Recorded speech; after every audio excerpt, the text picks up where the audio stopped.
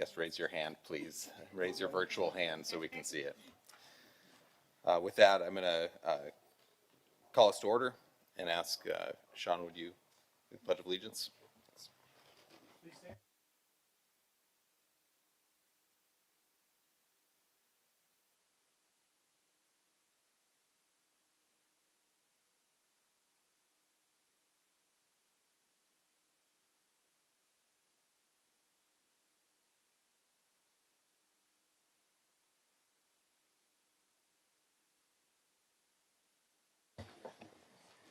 Okay, for roll call, I have all of the board is in attendance. I'm Blake Peterson, Holly Riegelman's Vice Chair, Heather Coleman-Cox, Director, Dr. Sean Farns, Director, Chris Howitt, Director, Brennan Puterbaugh, Director, and Arasta Seta, Director. That we do have a meeting agenda proposed. I move to approve the meeting agenda as presented. Chair, I would like to make a motion to amend the meeting agenda to establish a policy that ensures music for elementary students. Okay. All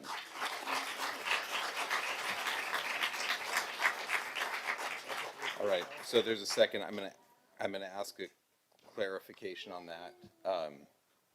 Do you have? I'm determining, is this a discussion or an action item that you're proposing to add? Do you have a policy that you'd be proposing to the board?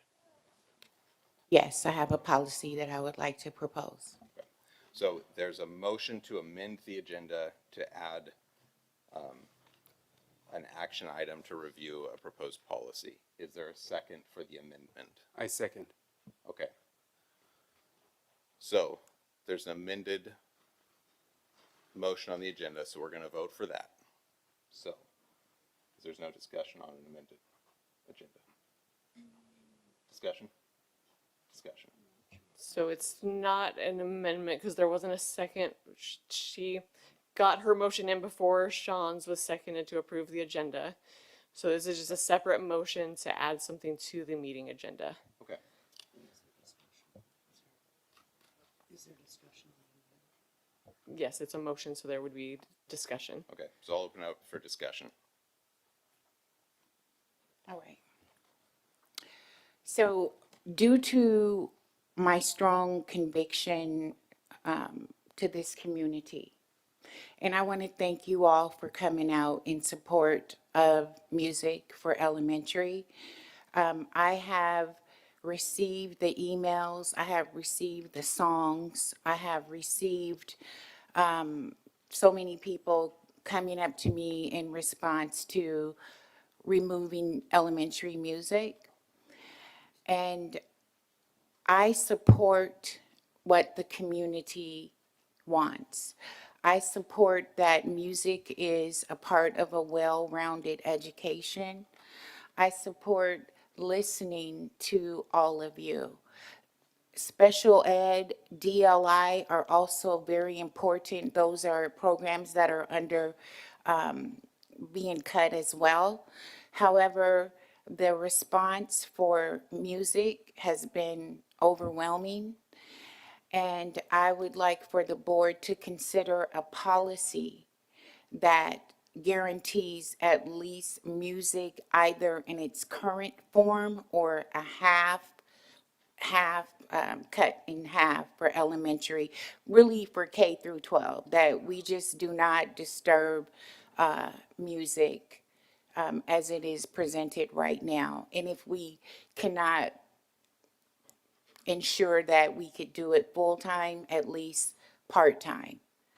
And that's what I would like for this board to consider, a policy establishing that.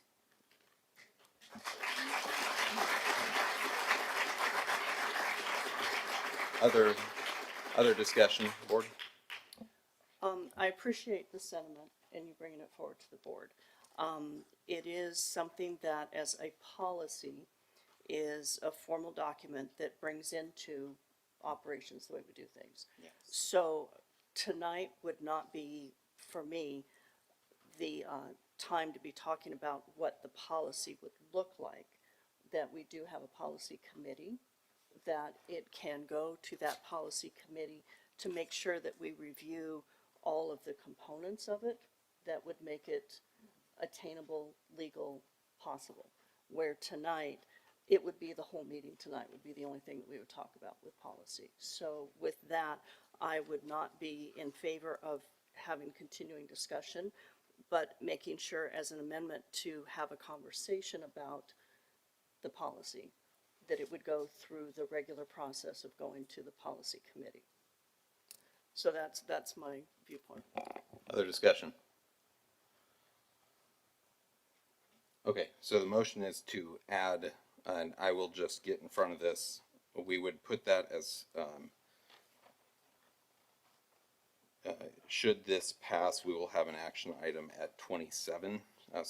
28, so the budget adoption, making appropriations, and imposing taxes would move, would shift down, and everything after it, were this to pass. For discussion, I guess last call for discussion. Okay. Then, what? Yeah.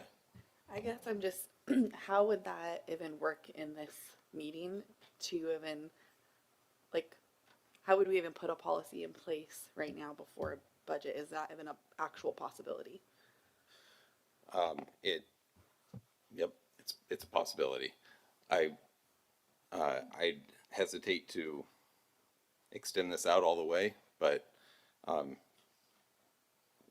when we get to the action item of considering board appropriation and budget adoption, we're appropriating buckets. We're not appropriating programs. What a prospective policy, and I really risk going deeply into the discussion part of this, a prospective policy would simply force district leadership to revise the budget process, not the budget process. It would force them to revise. I really appreciate the enthusiasm of the snaps and claps. We're never going to get through this tonight. I understand there's strong feelings in the room, strong feelings up here too. And I'm asking just for a little bit of restraint. It would force an operational pivot. So the bucket of instruction would not grow, for example, but the requirements within that bucket would, if that makes sense. Yeah. I guess my feelings on it are, I understand the sentiment, and I wish that we could have a requirement that there was music in our district, because I think it's very valuable. I think the concern for me with setting, well, there's a couple concerns with setting a policy at a budget meeting at the last minute.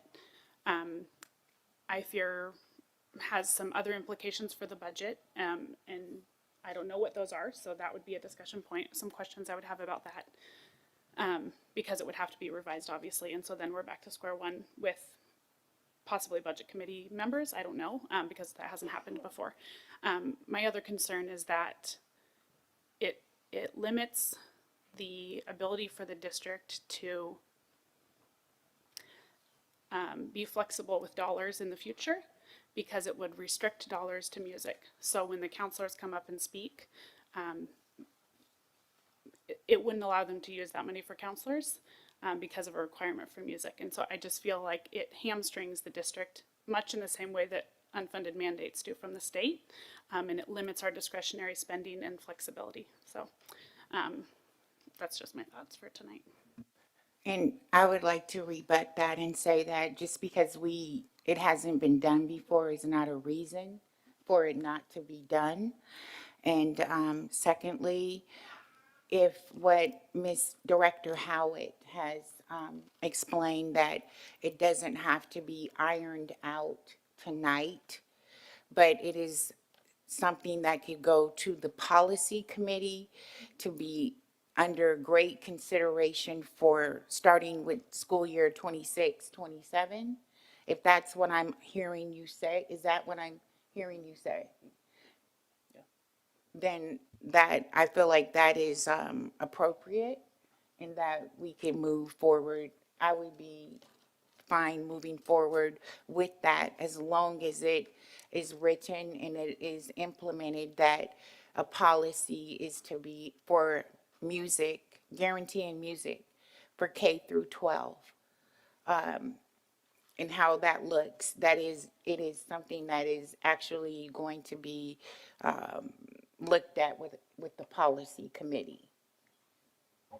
And just for clarification on the role of the policy committee, we review policies, we review quests like this, and then it comes back to the full board for conversation and approval. The policy committee does not approve or designate any change to policy, but they can do some of the work to iron out some of those questions, look at what the impact is, and be able to bring it back to the full board. So that's what, if that was your intent with the amendment, then that's where I would feel comfortable going with it. So, oh, go ahead, Sean.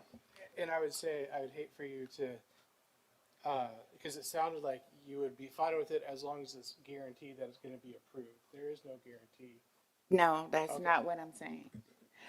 She inverted the policy committee. So I'm saying that the policy committee is to review a policy for music. And I do understand that it is up to the board to put the stamp on that, and that's what I would be asking you all to do once a policy committee puts something concrete together. So I'm gonna,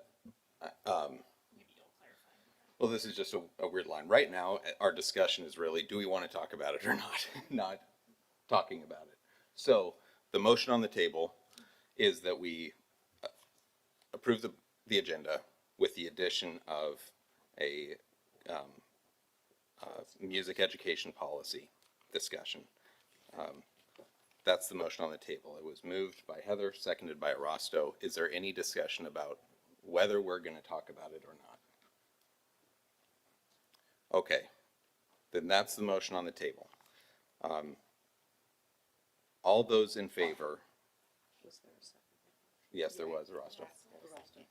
So all those in favor of approving the agenda with the addition of a music education policy discussion or action item? Aye. And I will have that conversation. Okay. Any opposed?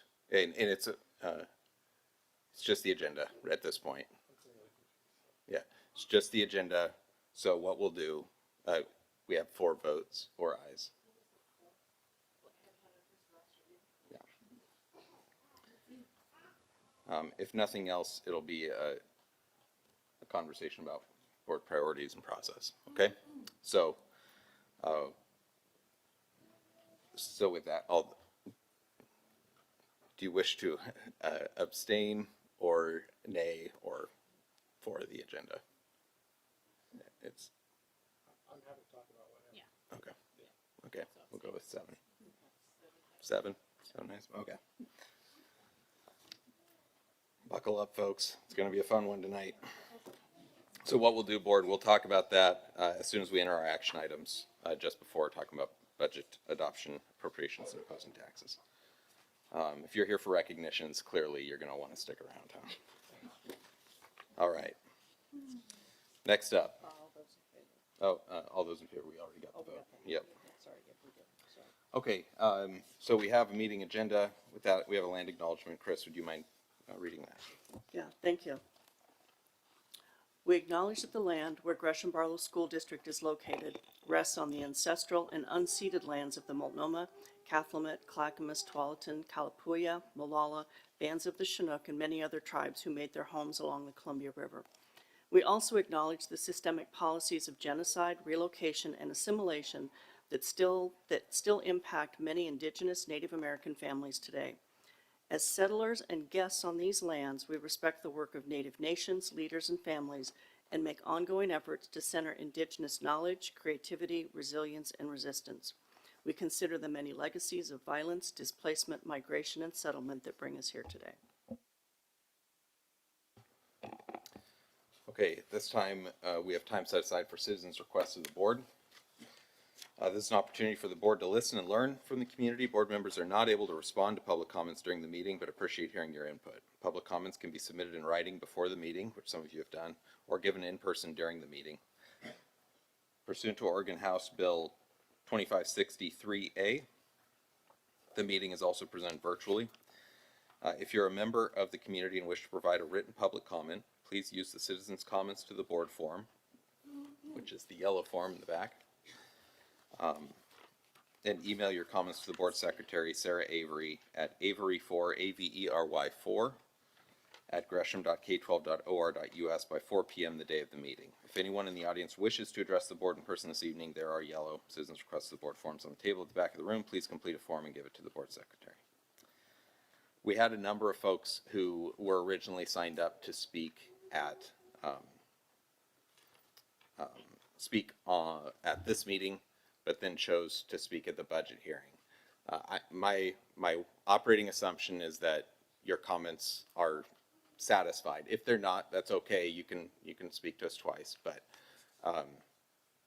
anyway, so if you're excluding the initial run, I'll be able to confirm that before we're all through. Okay. All right. With that, Mitzi Eason.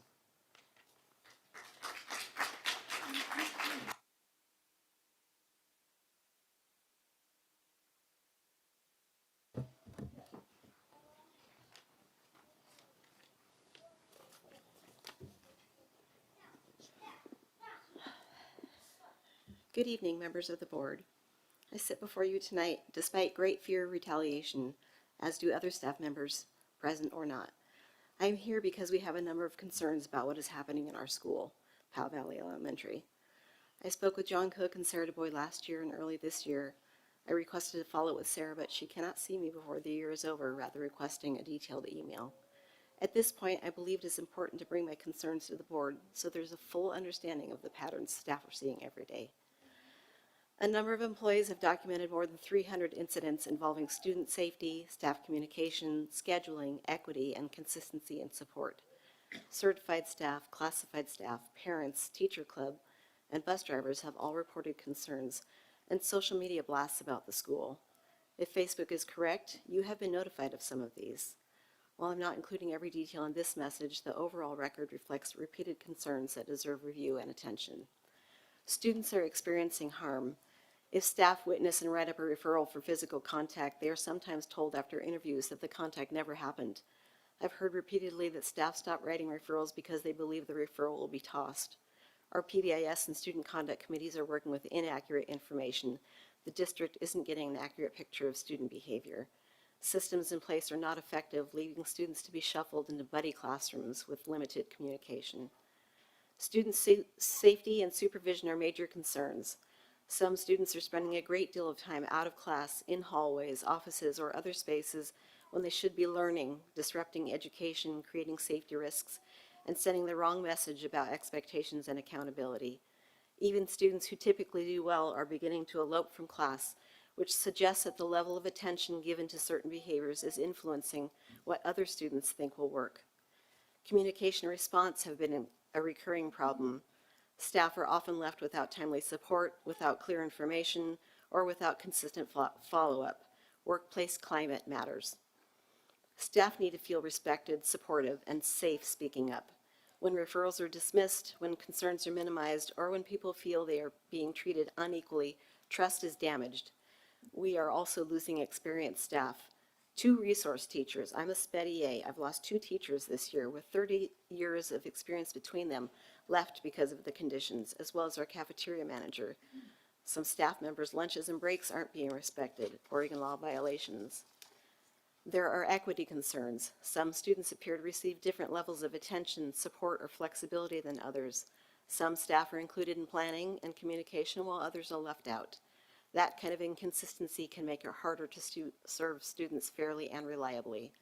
I also want to raise concern about assessment practices. Some reading tests are being asked to be redone because scores are low, raising serious questions about consistency, accuracy, and integrity. Staff need to know that results will be handled in a fair and professional way. I believe the board deserves a fair and honest picture of what is happening. I'm able and willing to provide a detailed list of incidents should the board request it. Thank you for your time.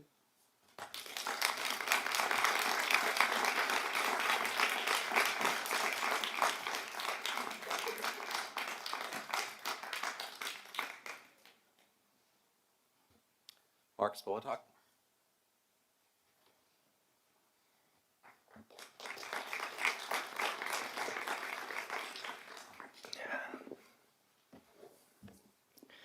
Evening, members of the school board. There were a lot of people that spoke before me today that presented something about an issue that they care about. Today, I want to bring attention to the school board what I think is the biggest problem within our schools that is also not talked about at all.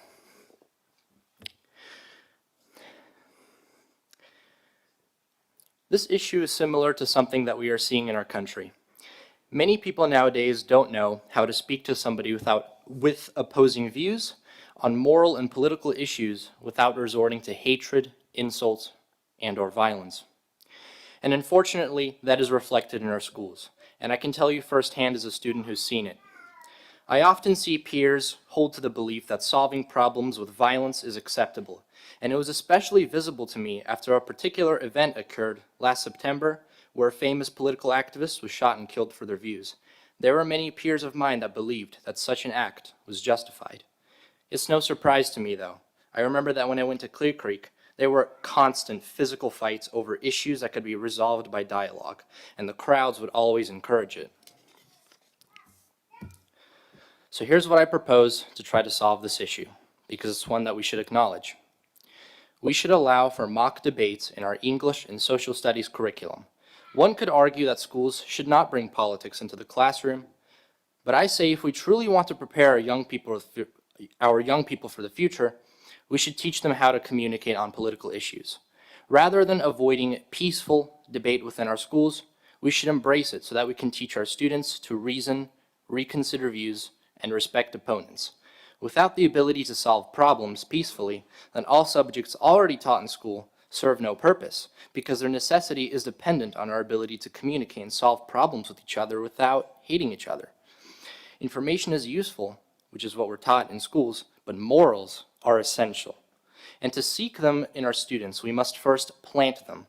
And to do that, we must first recognize that discernment between right and wrong requires the same art that Socrates, Lincoln, and Christ practiced: debating issues, challenging one another, establishing a moral standard, reasoning like an adult while having the heart and intentions of a child. It's thanks to that very philosophy that I'm able to come up here and speak to you all. It's something we should practice in our schools. Giving that philosophy room to breathe inside of our classrooms is not over-interference. It is guidance. Instead of just teaching our students information, let's teach them how to love each other in the midst of their disagreements, because our nation depends on it. Thank you for listening, and I wish the school board a good summer.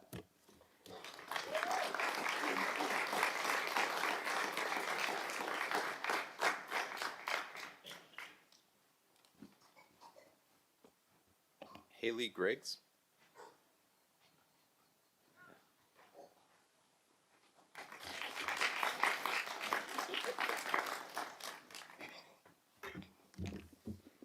Hi, my name is Haley Grigg. I just want to affirm that we're all on the same team. We all want the same things, which is we want the kids to thrive. I know we have different ways of how to get there, and I think that's kind of why we're all here today, is because we have different ideas on how to get there. I would like to state that music is innately beneficial to all children at every age and every capability. It is accessible to all students of every typical and atypical development. This is coming from a former educator of 9 years, and I have a degree in early childhood education. When music is supplied to students in the public sector, children of all economic backgrounds have access. I'm sure we can all agree that removing that access, which specifically denies poor students who would only have elementary music access, is egregious. Music is math, We value math in school. It involves numbers, sequencing, fractions, patterns, repetition. Music is language. We value that. It has symbolism, and it's a safe and appropriate communication with peers and adults, and students to adults, and with students with each other. Music is emotional regulation.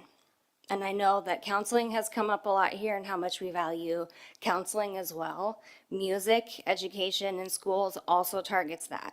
There are plenty of students that have a harder time in classrooms because they have emotional regulation issues or behavior issues. And when they get to music, and I know music teachers here can attest to that, their students are different in these classrooms because they have access to something that they can feel good and be successful at and be safe. Music is community. We are all here showing how much everybody cares for community. Everybody here does. It teaches, music teaches students how to listen to an adult, which is an important part of community. How to listen to your peers, also very important. How to listen to yourself. It involves ways to connect with peers in ways that they wouldn't have otherwise. I actually met my husband in music. He's over there. There's our kids, so. These are all vital components of healthy and successful students and staff. So what happens when we take away math, language, emotional regulation, and community? It's not a mystery what happens when music education is devalued. We have the 2008 recession to learn from. I've personally experienced the devaluation of music at the very end of my public education. I attended Barlow High School. I graduated in 2009. Mr. Nicholas was there then as well, so I'm glad to see you back there. I was in choir. He did, he was with the band students. It was a staff shift that occurred. Tenured teachers with inexperience were hired to replace experienced teachers. The classes where this happened dissolved participation in the first month of school. And that was just a staff change. It took 10 years to rebuild previous participation after just a staff change. And I know Schroeder back here can attest to that because she has done a brilliant job rebuilding it. So if you want to know how that works, you can ask her. So what is the impact of removing entire teachers, whether they're skilled or unskilled? Now add the complexity of targeting 5-year-olds just starting out in the school system who have 12 more years to go. For just 1 year, you get a bubble of students across the entire district with less linguistic, mathematical, regulatory, and community skills. If you add another year of that, you get that multiplied. If you take it out of all of elementary and say you have a student go all the way through elementary school, kindergarten through 5th grade, that entire bubble messes with that whole middle school music education. They're illiterate at middle school. So even if this elementary change right now doesn't affect middle school right now, it will. And even if it doesn't affect high school now, it will. Like, it's awful to remove music education in any sector at any age of student, but it's literally the worst to do with elementary because it affects all of the other ones. So if the proposal is to have it moved from elementary, what is the plan to recover from that? Because I can guarantee you it's way harder to recover than it is to make the decision to have it removed right now. As much as it is a hard decision, which it is, obviously it very much is. Yes, we don't have all of the money to do all of the things that we want or need to do. And at the same time, music is the one that is the most impactful to all students of all backgrounds, of all economic standing, of all typical, atypical, of all race. This affects all of them. So this is not the one to cut. Thank you.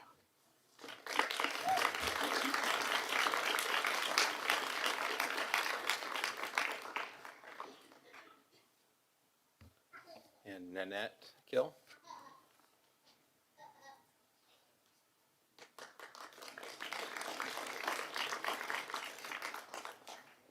I've never been at these meetings before, but wow, I'm learning a lot. And my request is, I'm the great-grandmother of a child that it was at Powell Valley School, elementary school. And there was an incident with my granddaughter and then my great-grandson. And she was, I don't know if you know what the incident was about. I'm assuming maybe you know. But I am pleading that she was banned from going to anything from Barlow School District. And I've been picking up the kids after school, and she's been following the rules. But one of the oldest one that is going to that school, he's in 5th grade. And he's doing so well. And she can't go to his 5th grade graduation. She can't take her dad, who she's taking care of and lives with her. She has to be with him to even go see him. And she wrote letters and everything. And I know she was out of line what she did. But her son was being choked when she went in because he got in other incident too. And she went in to do right. She went in to discuss with the principal and I don't know who else, you know, to try to settle that. And then all of a sudden she looked out the window. She could see down the hall. And there was a kid choking and he was crying. Her son was crying. So she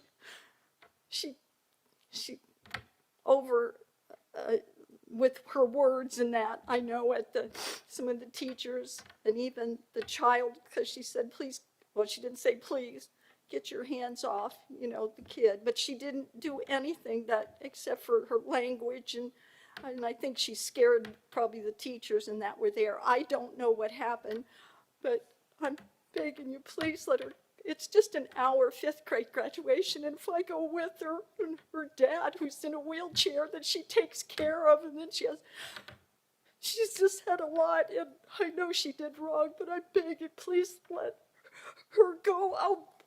My husband and I, we just got done volunteering today at the school. We volunteered at the school to help some kids that have problems reading, and I wanted to talk to the principal then, but she was at a meeting, and just ask her if, I know they probably were scared that she did that, but she's such a great kid. I mean, she does so much for her, and these are the kids. You know, and this is the one that, and they go to school, they participate and stuff in that. Ms. Gill, we're And over I just, time. I am so sorry that you're navigating such a hard situation. And I thank you for coming to the board to talk to us. I'm going to ask the superintendent to make sure that there's a thorough follow through with you to understand the situation and to take it away from him, because there was an incident last year, the older one, he was in the bathroom. 2 5th graders, he was a 4th grader at that time, 2 5th graders came in and started beating up and even hit his head on the sink. And his mom at that time was trying to do what she could do. And then the kids that did it got 2 days off of school. But anyway, she took them out of school. Both kids took them out of school, and they were homeschooled for the rest of the year. But they missed their friends. And so they wanted to try to come back to the school, in which they have, in which they're flourishing at that school. I mean, and they like their teachers, they like their friends. And then I just think the oldest one who is going to graduate he wasn't involved in this incident this year, that why should he suffer and his mom not there when she's done so much for the kids? And Ms. Gill, I'm afraid we're over time. I okay, thank you for coming to share, and I'm asking the superintendent to make sure. it's only an we follow through, hour, okay? and I'll be with her, and I mean her Yeah. dad. Yeah, thank.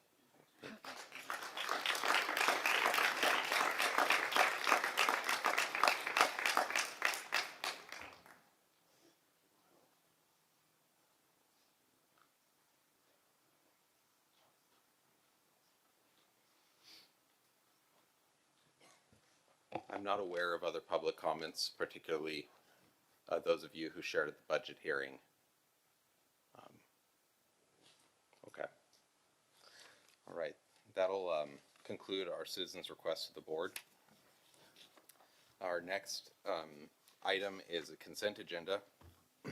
Consent agenda, we have 3 items on the consent agenda. Minutes from the regular board business meeting on May 7th, minutes from the budget committee meeting on May 13th, and a monthly financial report from April. All items on the consent agenda are considered by the board to be routine, and they're enacted by one motion. The motion requires a second and a vote. There will be no separate discussion of items on the consent agenda unless a member of the board requests specific items be removed. I'm not aware of any such requests, so with that, I'd entertain a motion. I would move to approve the consent agenda as presented. Okay, moved by Chris, seconded by Holly. All those in favor? Aye. Aye. All right. Next, we have recognitions. So thank you, families and students, for being here for this. First up is our State Seal of Biliteracy recognitions, and Araceli Frias and Amy Wolf.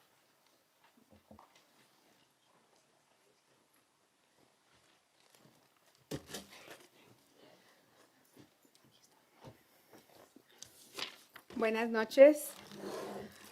Miembros de la Junta Directiva, nos entusiasma presentar a los estudiantes que han obtenido el sello de biliteracidad de Oregon. Good evening, board members. We are excited to be presenting the students who have earned their Oregon Seal of Biliteracy. To earn the Seal of Biliteracy or Multiliteracy, students complete rigorous language assessments where they are tested in the areas of listening, speaking, reading, and writing. The recipients are a combination of students who have tested this school year and also in past school years. They also have to meet all other graduation criteria to receive the Biliteracy Seal on their diplomas. Para obtener el sello de biliteracidad y multiliteracidad, los estudiantes completan rigurosas evaluaciones lingüísticas en las que se les evalúa en las áreas de comprensión auditiva, expresión oral, lectura y escritura. Los que reciben este sello son una combinación de estudiantes que realizaron las pruebas durante el año escolar, así como en años escolares anteriores. Asimismo, deben cumplir con todos los demás criterios de graduación para recibir el sello de biliteracidad en sus diplomas. Students demonstrated their multilingualism in the following languages this year: American Sign Language, Amharic, Arabic, Chinese, Chuukese, French, Haitian Creole, Japanese, Russian, Spanish, Swahili, Thai, Turkish, Ukrainian, and Vietnamese. Este año los estudiantes demostraron su multilingüismo en los siguientes idiomas: lenguaje de señas americana, amárico, árabe, chino, chuukese, francés, criollo, haitiano, japonés, ruso, español, swahili, tailandés, turco, ucranio y vietnamita.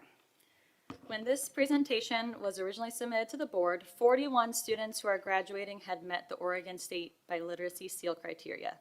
Since then, we have added 15 more recipients, which brings a total to 56.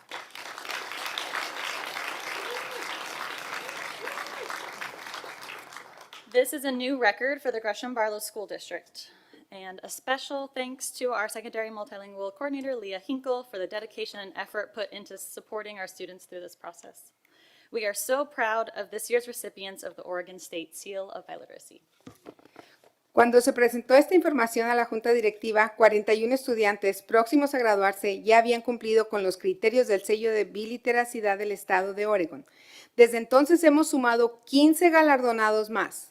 lo que eleva el total a 56. Este es un nuevo récord para el distrito escolar de Gresham-Barlow, gracias a los esfuerzos y colaboración de la coordinadora del programa multilingüe, Lía Jinko. Estamos muy orgullosos de los galardonados de este año con el sello estatal de bilingüismo de Oregon. The district proudly celebrates our students' language skills, recognizing how much these abilities enrich their own lives and our shared community. Their ability to fully communicate in at least 2 languages truly puts them well on their way to becoming a culturally responsive graduate who will thrive in an ever-changing global community. El distrito celebra con orgullo las competencias lingüísticas de nuestros estudiantes, reconociendo cuánto enriquecen estas habilidades tanto sus propias vidas como nuestra comunidad compartida. Su capacidad para comunicarse plenamente en por lo menos 2 idiomas los encamina verdaderamente hacia la meta de convertirse en graduados culturalmente receptivos que prosperarán en una comunidad global en constante cambio. Due to increased access, promotion, and recruitment, each year more and more students are participating in the pursuit of the seal of biliteracy. Students communicated that they are proud of this accomplishment, and they are excited to share this honor with their families. Gracias al mayor acceso, la promoción y la iniciativa de capacitación, cada año son más los estudiantes que participan en la búsqueda del sello de biliteracidad. Los estudiantes han expresado sentirse orgullosos de este logro y entusiasmados por compartir este honor con sus familias. This recognition is a tremendous achievement not only for our students, but also for the families who have instilled in them a love for their language and culture. Thank you to the families of all of these students for your support, dedication, and commitment to preserving your linguistic and cultural heritage. Este reconocimiento es un gran logro no tan solo para los estudiantes, sino para las familias que les han inculcado amor a su lenguaje y a su cultura. Gracias a las familias de todos estos estudiantes por su apoyo, dedicación y compromiso con la preservación de su patrimonio lingüístico y cultural.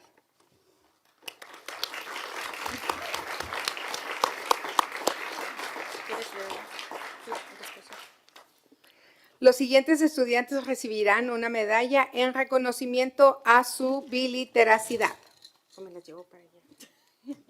The following students will receive a medallion to honor their biliteracy.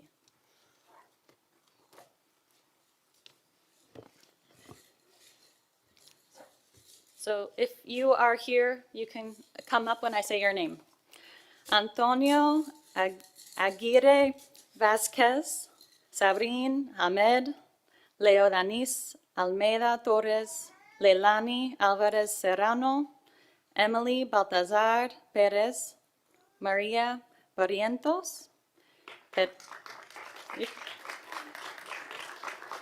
Teresita Bonaparte Leonardo, Diana Burgos Flores, Dani Casap, Sheila Chavero, Gerardo de Jesus Luna, Eileen Dominguez,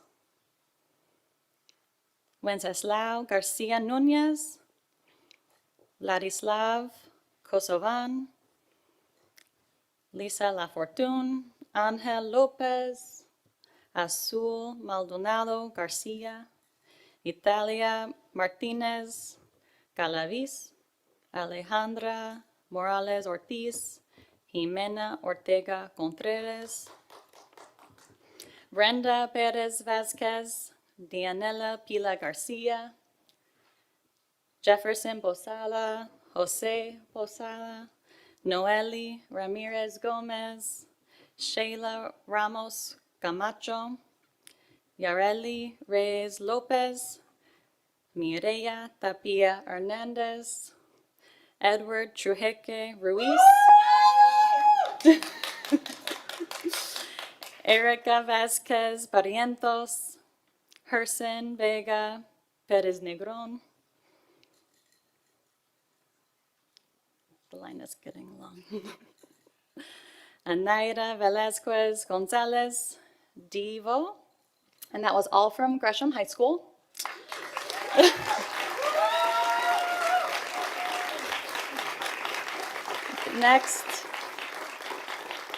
Next we have Sam Barlow High School. We can keep standing up here. We can just get everyone up. Yes. Did you get it, Trini? Okay. Oh, okay. I'll pause.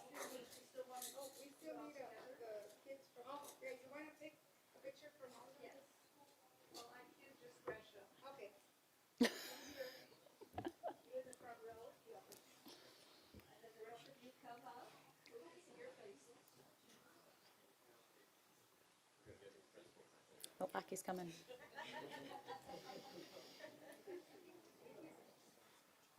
Oh.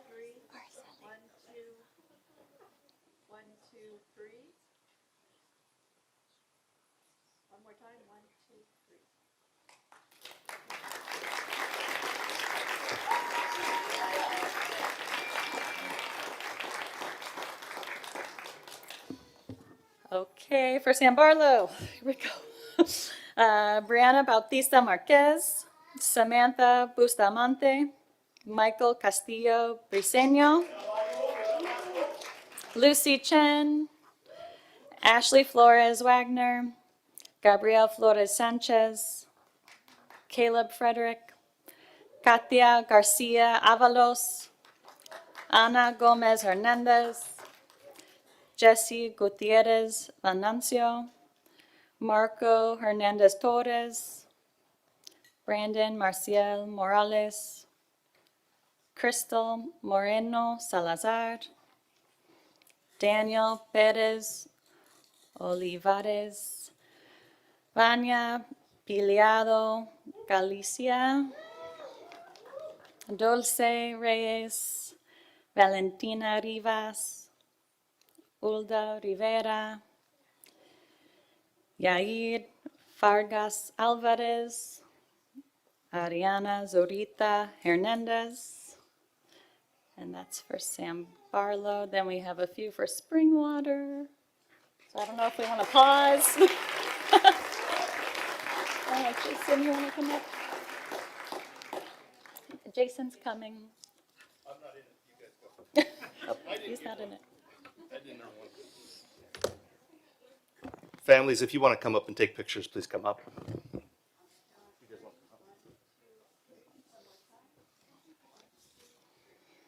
Old Bruins. And a few more from Springwater Trail High School. We have Masashi Komiyama, Cynthia Sandoval Vasquez, and Victoria Soriana Garcia.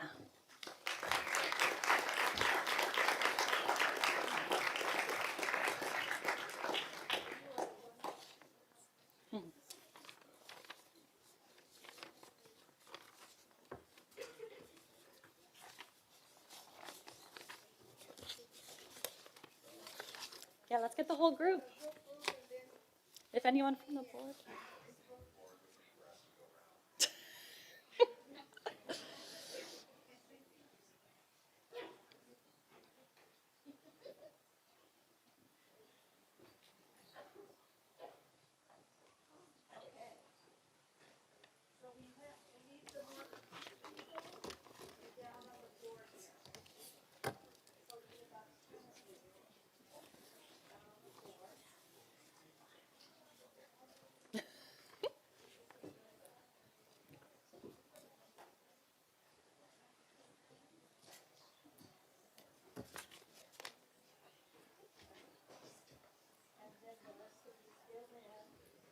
Families, you can come down.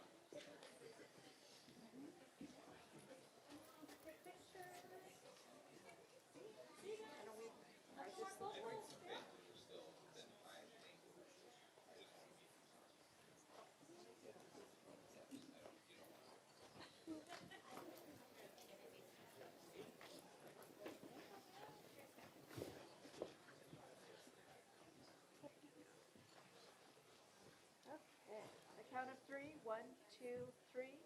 One more time, 1, 2, 3.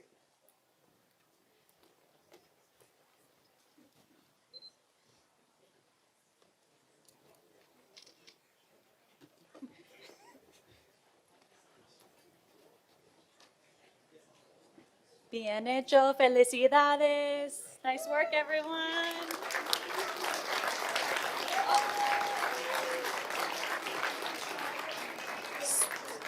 Students, when you're done, students, if you could meet us in the back, we just need to check off your names.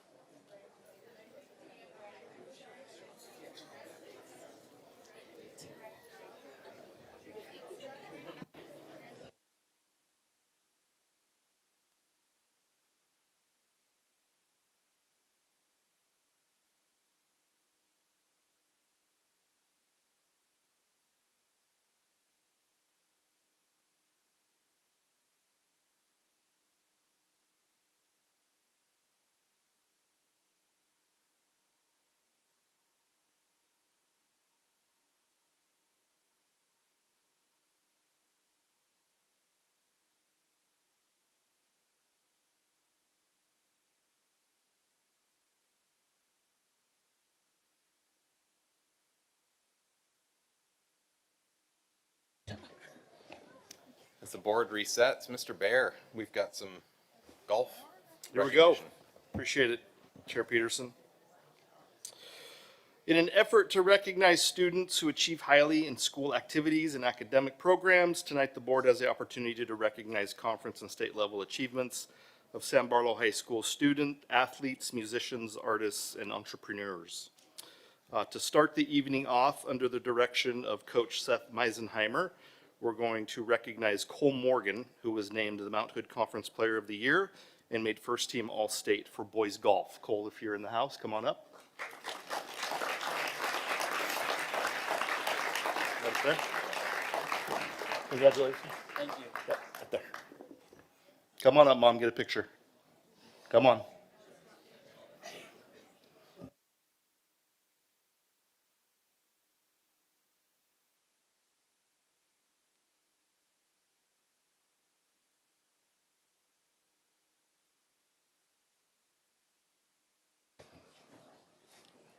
Congratulations, Cole. For those golfers in the house, Cole shot a 67, I think, at the state or the conference championship.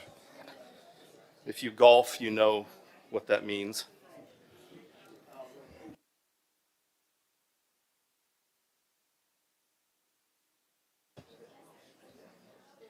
Cole's only a sophomore also, so he has a bright future. Congrats, Cole. Next up is our awesome softball team. Under the leadership of Coach Rob Gerke, I saw Rob back there. The following athletes made first team all conference: Jaspin Lauterbach, Alyssa McCormick, Peyton Hart, Whitney Latter, KK Boatwright, and junior Jaspin Lauterbach was named Mount Hood Conference Pitcher of the Year. Congratulations, ladies. They were also named Mount Hood Conference champions this year, so congratulations, softball. I saw Rob. Did he leave? Rob, here, get up here. Come on, Rob, get up here. Come on. You earned it.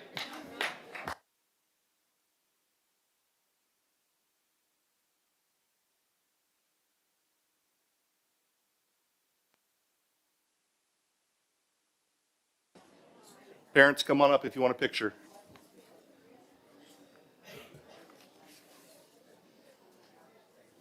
Hold on, ladies. Got a dad. We got dad.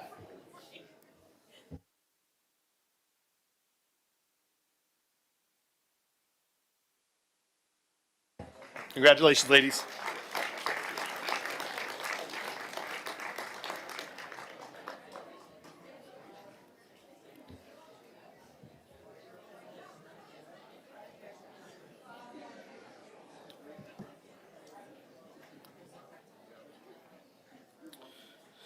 Next up is our baseball program under the leadership of Coach Brady Burdick.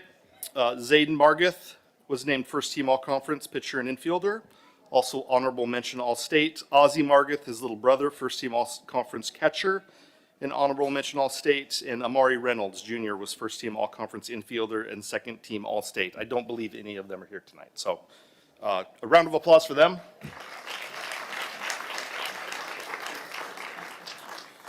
Next up is our amazing track and field program under the leadership of Coach Scott Jones and Amanda McPherson.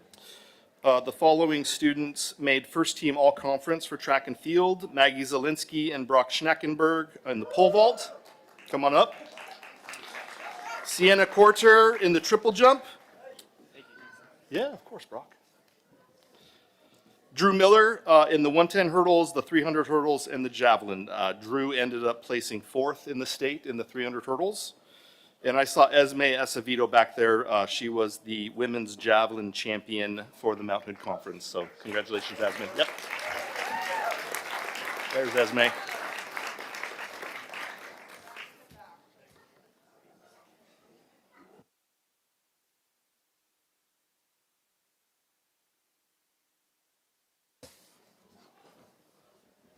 Congratulations.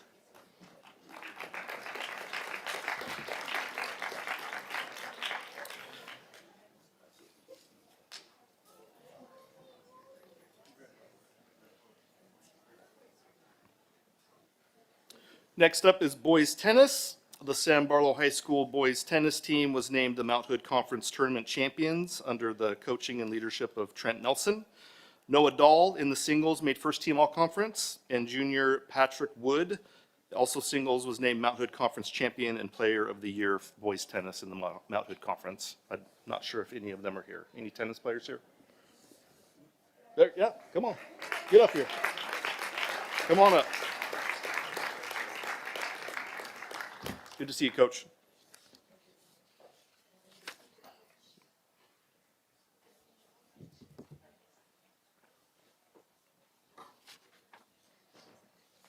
Congratulations, boys tennis.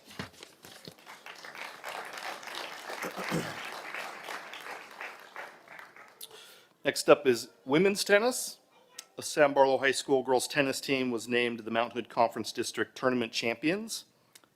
Sophomore students Lainey Mahern and Brinley Mahern in doubles made first team all-conference. Junior Lauren Wood as a singles made first team all-conference, and junior Haley Wood made first team all-conference and first team all-state. Also, Andrew Pate, the coach, was named Mount Hood Conference Coach of the Year. I think I saw Coach Pate back there. There he is.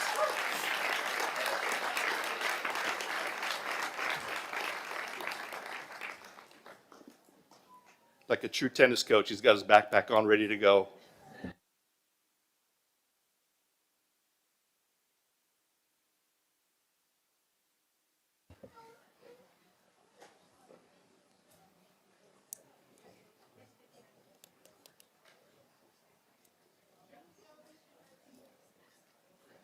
Congrats, Dennis.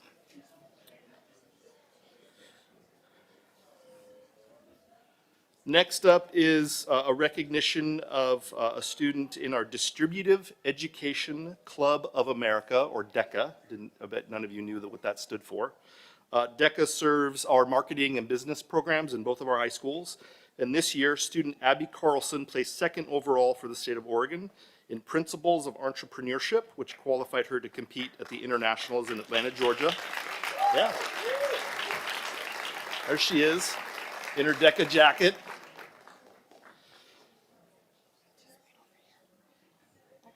And Anita Lamoureux is right behind, going to go up there and get a picture as well. She's the club advisor.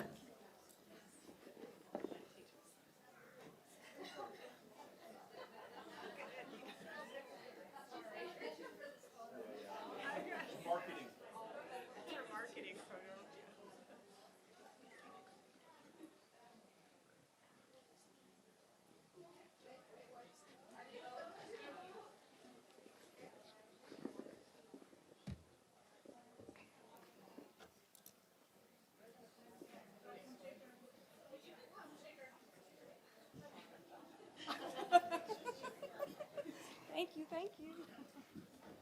Congratulations, Abby.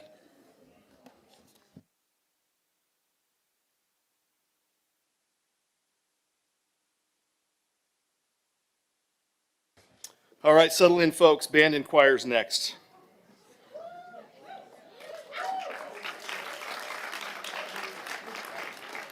For the second consecutive year, Gresham-Barlow Concert Choir placed first in the Mount Hood Conference Choir Contest. Absolutely, yeah.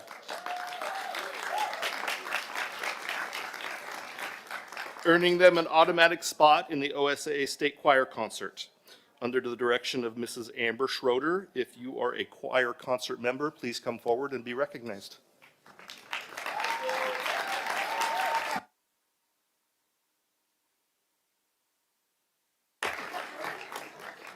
Out of 64, the 2 show up.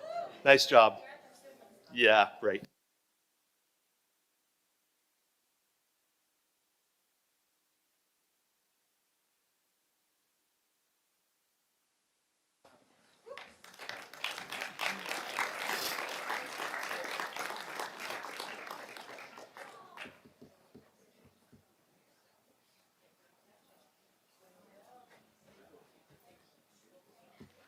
Band is next. Here we go.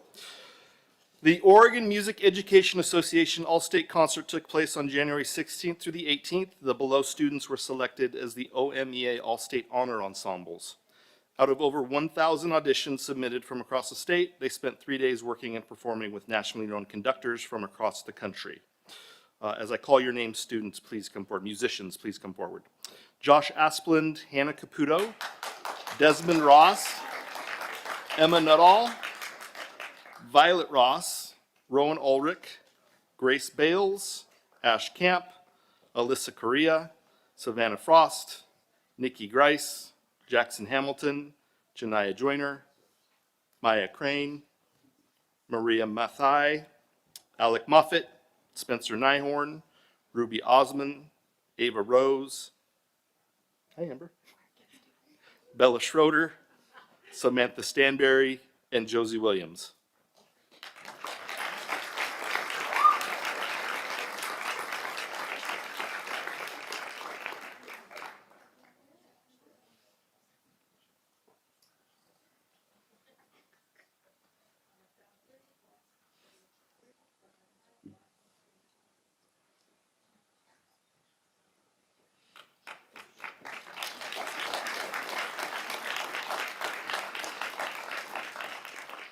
That's round one.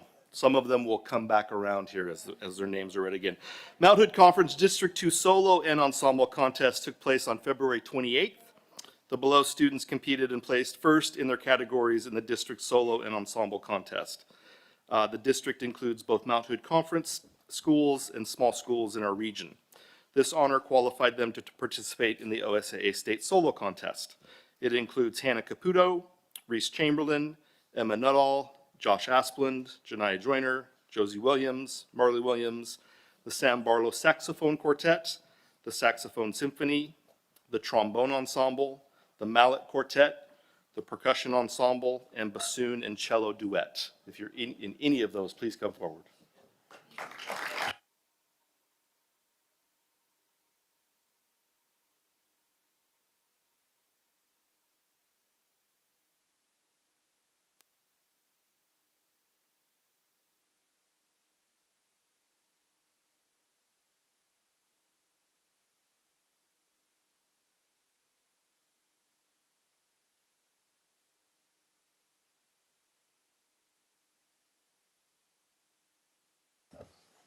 Awesome job.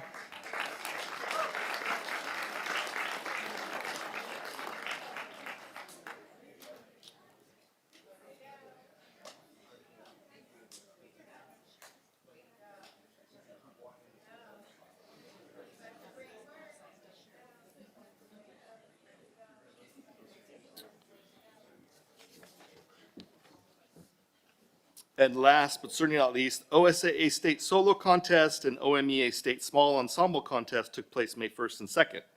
The below students all earned trophies by placing top 5 in their categories. This represents the highest individual honor for a high school musician. The students include Josh Asplund, Emma Nuttall, Reese Chamberlain, Janiyah Joyner, the Sam Barlow Clarinet Ensemble, the Saxophone Sextet, the Mallet Quartet, the Percussion Ensemble, and Treble Sound.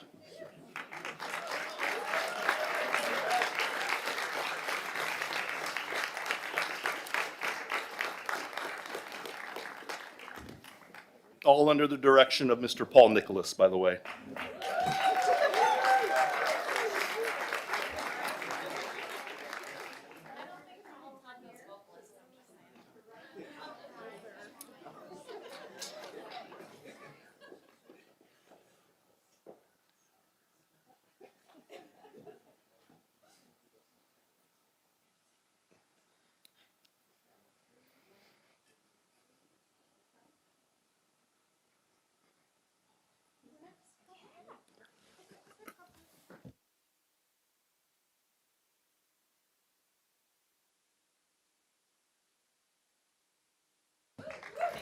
Yeah.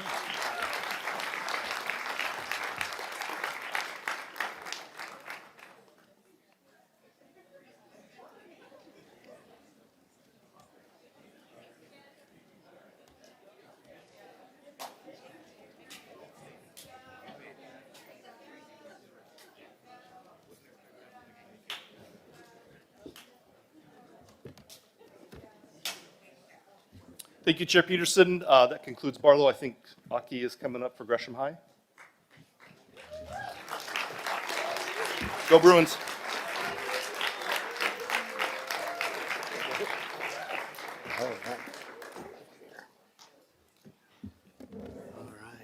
Good evening, everyone. Thank you.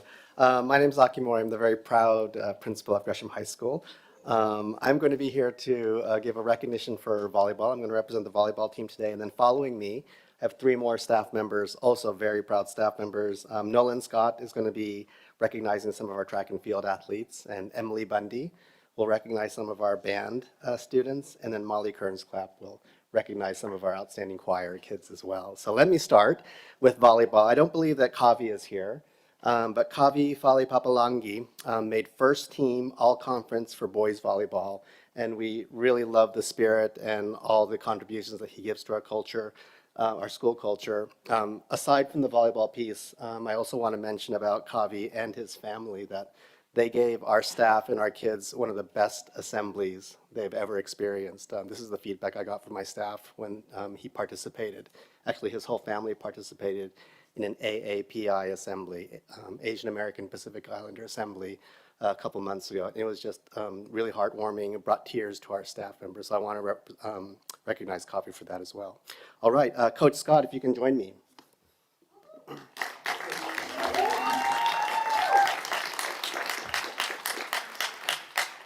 All yours. Good evening. I was unaware that I'd be speaking until right 45 minutes ago, but I'm excited to be here.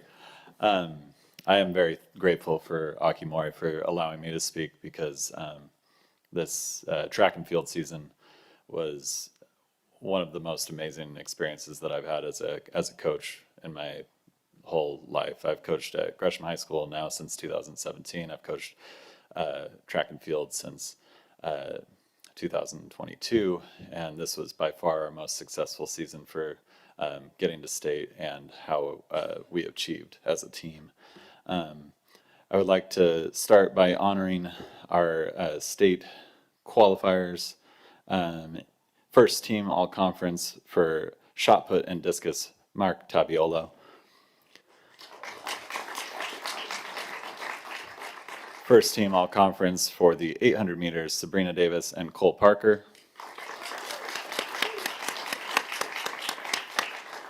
First team all conference for high jump, Aaliyah Miller.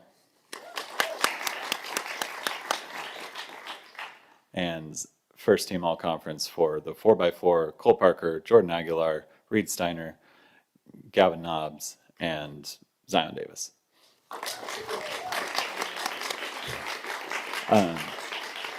At this moment, I would like to call Aaliyah Miller up to get a special recognition.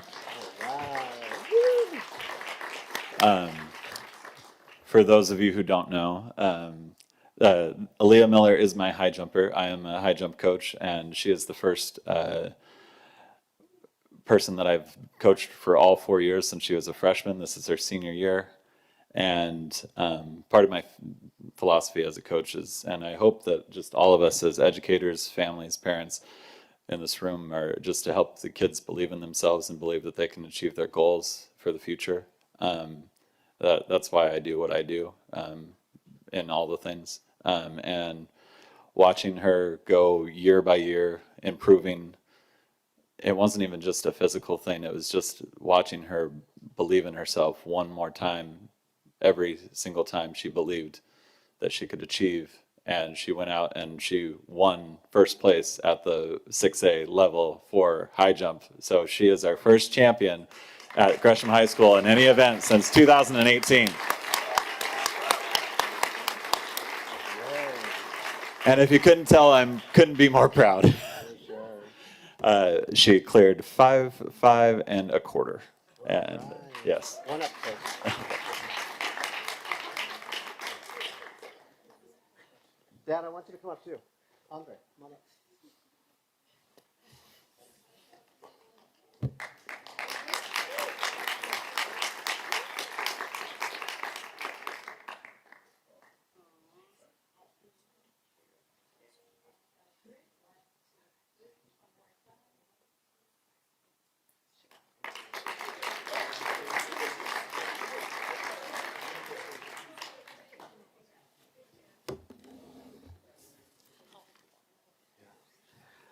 Aaliyah represents Gresham High School's first state champion since 2018, so it's a huge deal to us. Yeah.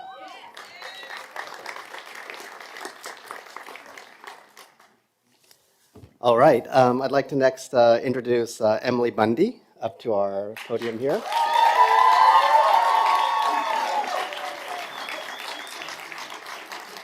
Emily, take it away. Hello, good evening. First, I just want to say thanks for giving us the opportunity to come and share our students with you. I'm very excited to share the success of some of our Gresham High School band students. They shared for Barlow, we had many students who participated in the OMEA District 2 Solo and Ensemble. We had our percussion ensemble that participated, and they earned second place in our district solo and ensemble contest for OMEA District 2. And that includes Jack Dillon, Ben Graham, Ethan Carter, Jennifer Sherwood, Elijah Rogers, Landon Clark, and Logan O'Halloran.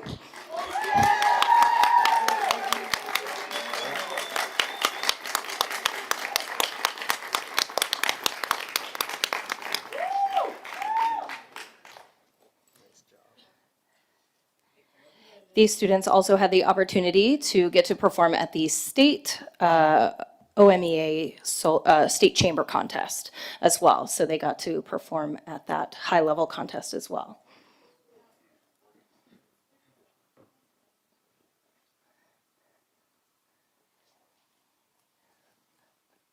You have such good kids. Yeah, they're pretty great. You got great kids. They're pretty great. Yeah, they are. I'm biased. Good job, you guys. I would also like to recognize, also at the OMEA District Solo Contest, Bryant Cruz Salazar, who won second place. Come on up, Bryant. Who earned second place and also was afforded the opportunity to go perform at the state solo contest for OSAA. Congratulations, Bryant.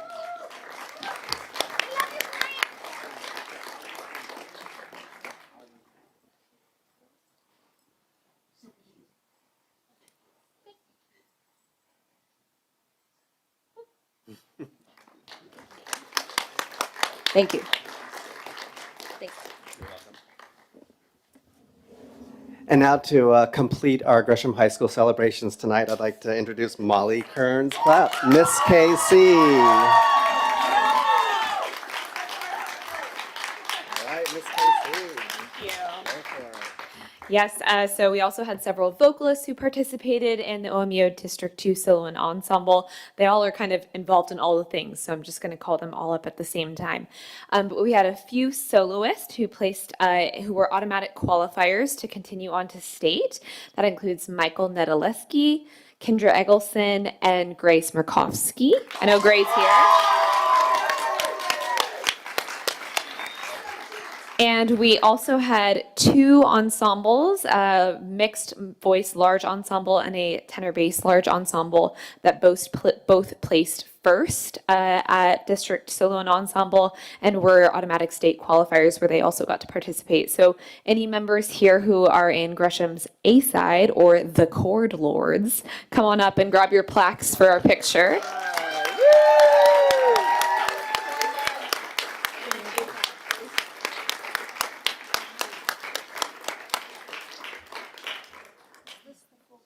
Yes, this is the full group.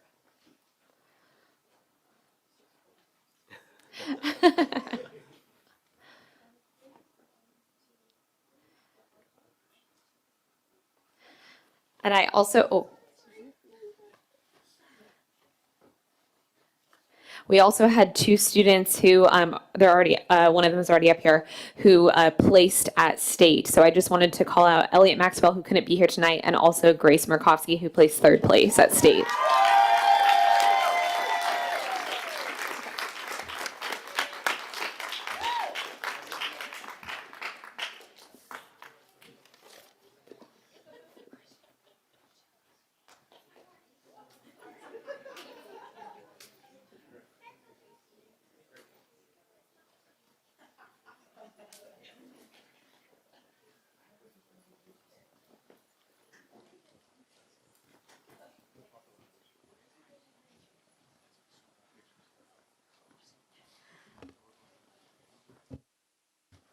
All right.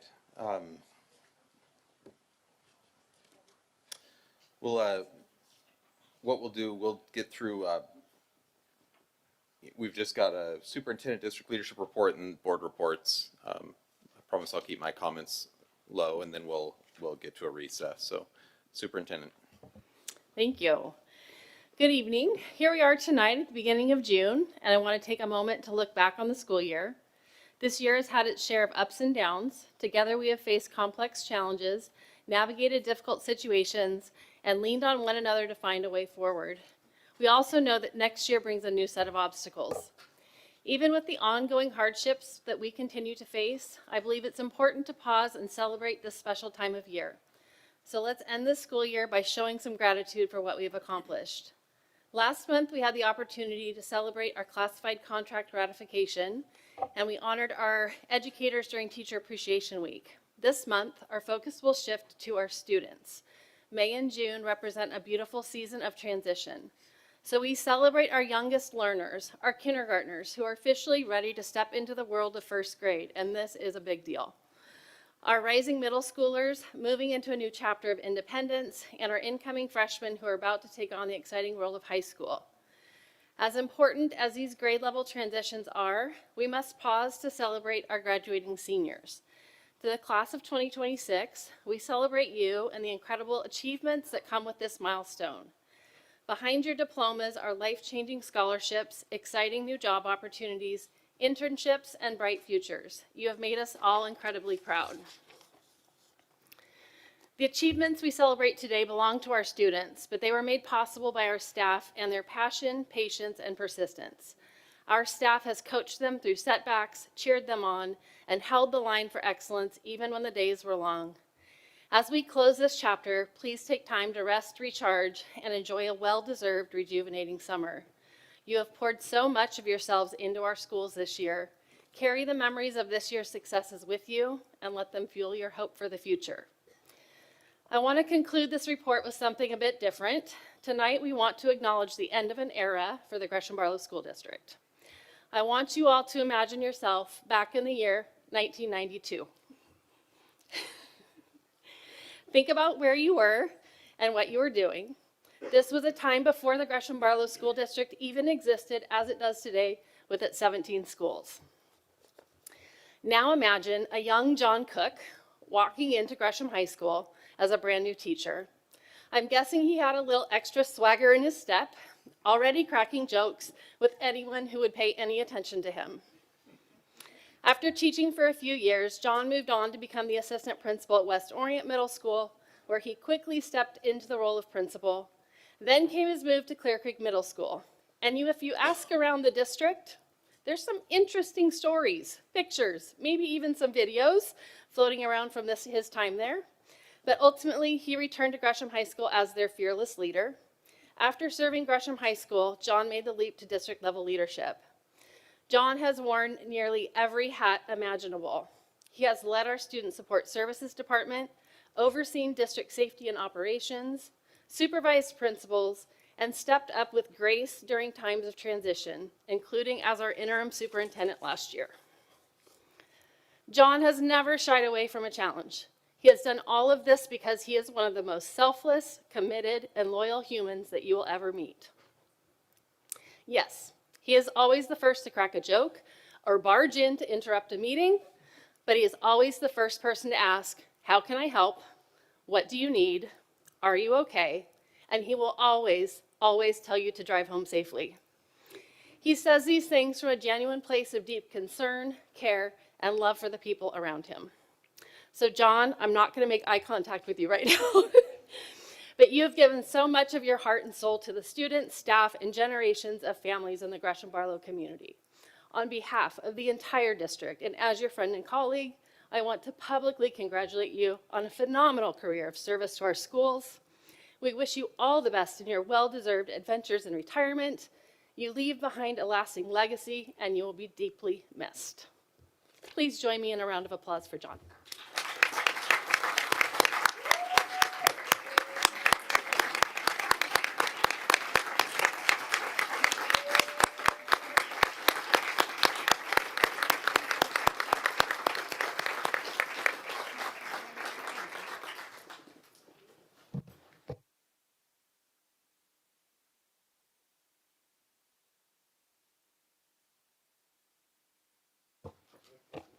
Does that conclude? Okay, you sure? Why don't you make some eye contact and say, yeah, no? Chair, can you have remarks? Absolutely.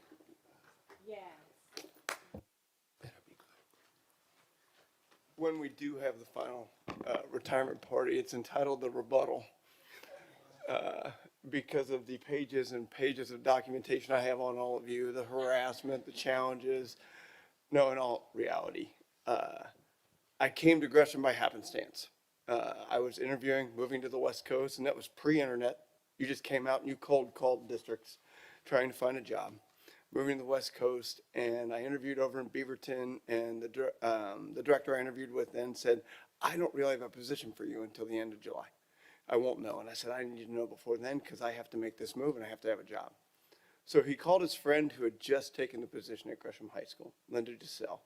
He said, "I think this guy has to fly out in 2 days. I think you might want to interview him."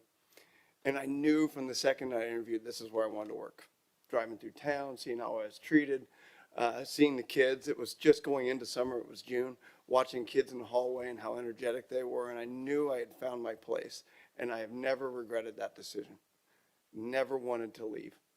It is a true community that I have truly been embraced by, and I've embraced, and I have loved every year of it. It has been hard, hardest job, and I've got some military experiences that were hard. This has been a hard job, but I have loved every year of it. So I thank the community for all the support, and my colleagues, particularly Tracy, for all of the support, camaraderie, and friendship.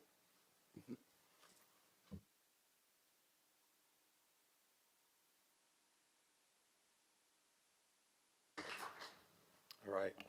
Well, we'll move into board reports, and I'll take executive privilege to start. I'm going to start with the routine. Not the routine. I got to go to the Barlow Evening of Excellence, so that was my first introduction to a lot of the students that we recognize tonight. What spectacular achievements, and the staff that are behind them and the families. It was really a privilege to get to be a part of that. I got to see a number of other events that I won't go into detail on, but this is a special time of year, certainly shadowed by the circumstances that we're in right now. But with that, John, I want to thank you too. There's a certain quality of leader who can put ego aside, and I don't know that I've seen many who can do it the way that you do. John jumped into the interim superintendent role. That was a job that I will tell you I would have never wanted to do in a million years. And he jumped into it, and the way that Tracy acknowledged his character is true of that. I remember we had some big issues that we were dealing with, and I had frustrations, and that's the way that these engagements between the board and the superintendent happen. They don't happen up here. They happen inside conversations all the time, and John, that was it. It was, what can I do? What information can I bring? Can I meet you somewhere to experience it together? It was always, you're an open book. And you studied the ship that we desperately needed to study. And John, I can't thank you enough for that. You have enormous character qualities that it'd be impossible to recount. But I can see how deeply they've served our families and our students and our community that I love too.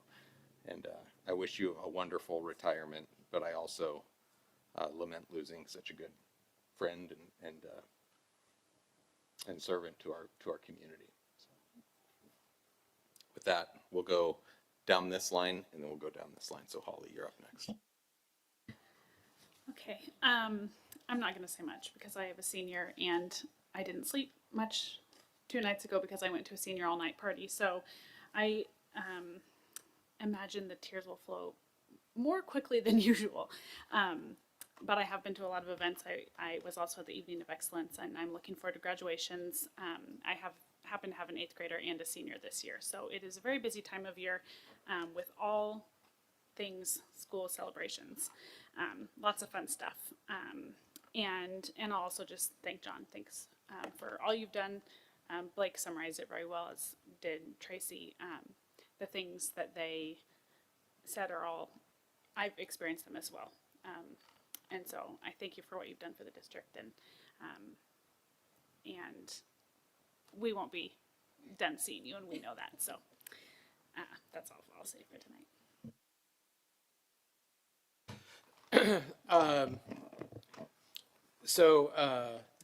First of all, John, thank you so much for your service to this community.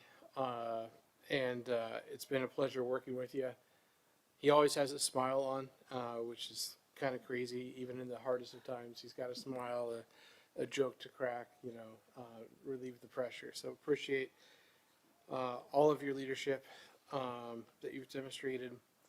I had a great opportunity to go to the first round of the baseball and softball playoffs over at Barlow, and it was phenomenal. It was a rainy day, but I was able to watch both teams play at the exact same time, and it happened to be they were both playing the respective other teams. So they were both playing Roseburg. One came out in victory, another one came out in defeat, but it was phenomenal to see, and it was great to see that they were able to play even though it was raining very hard because of the investment that we made in the turf. One of my favorite things is to see all of the student recognitions. It's amazing to see what our students are doing, and we have some amazing students. The Seal of Biliteracy is phenomenal. I envy all of you. I wish I had that skill and ability. I also want to thank the community for all of the feedback that we've received. I have read every email, every petition.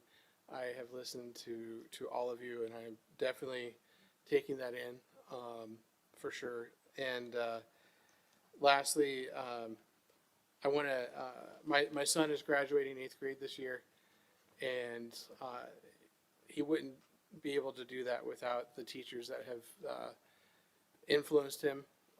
And I just, specifically want to thank his teachers, but in overall, I just want to thank our education staff, because you guys are doing phenomenal things, and I see it. Thanks. So I'll just second. We'll start by seconding everything that's already been said about you. But thank you. You've made this first year fun. I would say that you just made it fun. And so thank you for everything. I have had the chance, I went to the Clear Creek Choir concert, and that was super fun. They had some amazing songs that I definitely wanted to get up and kind of groove too. So, and then I got to see Sweeney Todd twice. And if for those of you that are still in the room, you guys did a phenomenal job. Like I wanted to go back again and again. It was so good. And so I even brought my daughter with me, and she came both times, and it was great. And so great job for all of you. I attended the adult living program graduation, and there was 14 of them that graduated, and it was so cool to see it. I think it was the biggest graduating class from that program, and so super cool thing to be a part of. And then I attended the Ray graduation last night, which was also just really special. To I'll get emotional about it, but man, kids, the things that you guys all struggle with today, and the things that those kids were struggling with, and to see them be on this journey and this path, and just overcome obstacle after obstacle. It's so cool to watch them be able to graduate. And I would just say, for our educators, like that's you. Our kids are able to graduate because you've invested, you love them. And so just thank you to everybody that just loves our students, and who is willing to just day in and day out invest and love on them. And so thank you to all of you who do that daily. So you should have had me go first because I just keep writing notes about all the things I'm going to talk about tonight. We're already going into midnight, so we're just going to keep going. I'm going to start a little bit with John. It's trying to weed out the things that I know about you that I'm not going to say tonight because we are on camera. But I will say that I consider you a friend, someone that I could rely on. We spent a lot of time during bargaining, multiple sessions. A little bit of a family crisis at one point that you were amazing to help support with that. I was just telling John the other day about one of our first encounters back in 2002, where we were a group of parents who came up from elementary school from North Gresham, showed up at Clear Creek, and we said, we're here. We're a group of parents. We're here. We're going to be doing some support work for you and doing things in the school. And I believe he said at the time, we don't really do that at middle school. You know, you can help with the sports, you can help with this, but we don't really do things in the classroom. We said, yeah, we'll see about that. So we did not do it in our own kids' classroom, but we did it in other kids. And that was one of the best graduating classes that we had several years later. But John learned, don't get in my way. So I will miss John, and I don't expect him to be gone for very long. He's going to figure out something to do and come back. He's going to realize that he misses us, I'm sure. Other things going on, other things going on right now. I'm really excited about attending Miwa's and Springwater's graduation. Miwa is in a new location, so they should be able to get more family and friends and people involved in their graduation. It's one of the most high energy graduations that I've been able to attend over the years.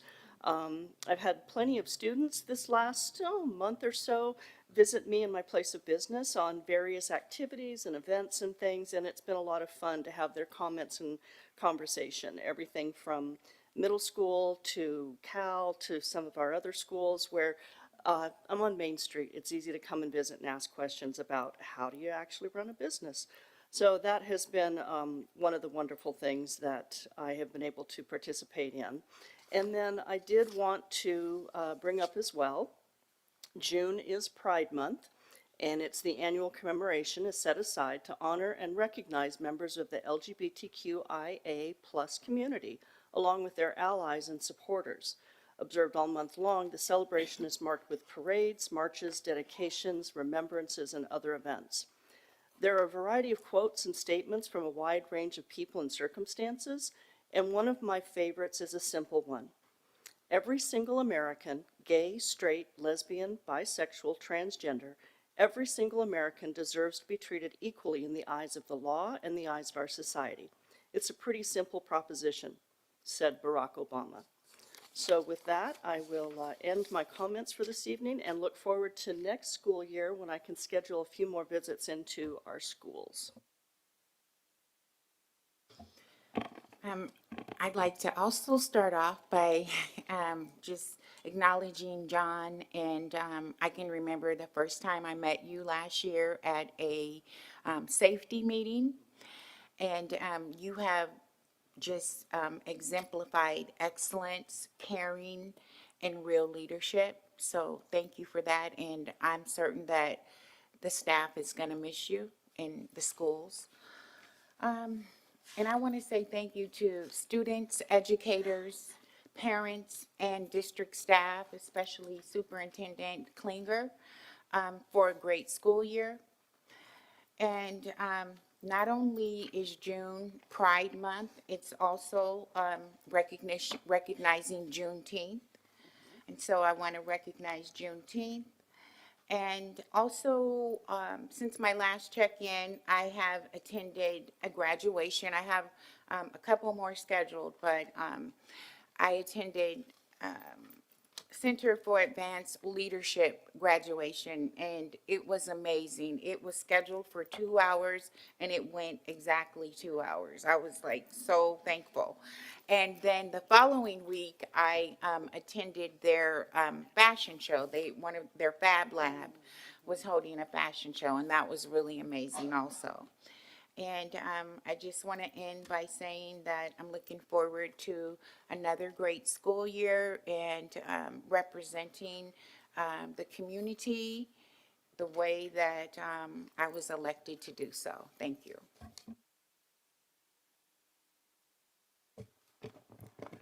I'd like to begin by thanking you for your service, John. A lot has been said, and my add to it is I agree with everything that has been said.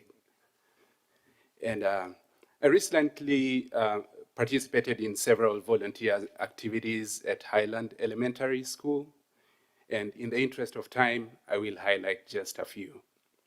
So I helped to set up and take photos at the Muffins with Mujeres, which is an event where students invite their family members and guardians and friends to enjoy refreshments and fellowship.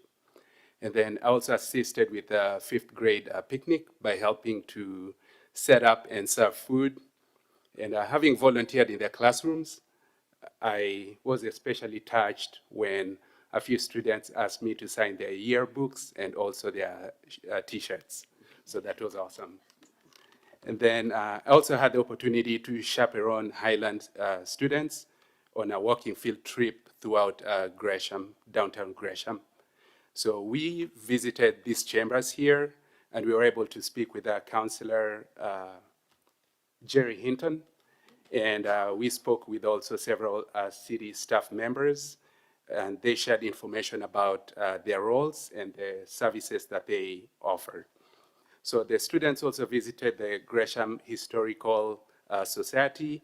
We planted trees at the main city park, and we toured the public library. It was really, really nice. And then a few weeks ago, I attended the Cal graduation ceremony. And yesterday, I went to Ray Academy graduation ceremony. And I do commend the administrators, the teachers and students for organizing such a meaningful celebration. You know, in the midst of all the challenges that our district is facing, it was inspiring to witness joy, pride, and enthusiasm displayed by everyone in attendance. So next week I will be going to the Gresham High School graduation ceremony, and I'll give you an update on how that went. Thank you. With that, that concludes our board reports and requests. We now have a planned recess, and we're going to take it. So the question is duration. We feel good about 10 minutes? 10 minutes? All right. We'll power through. Please do be back here 9:22 by that clock, and we'll get going on the rest of our agenda.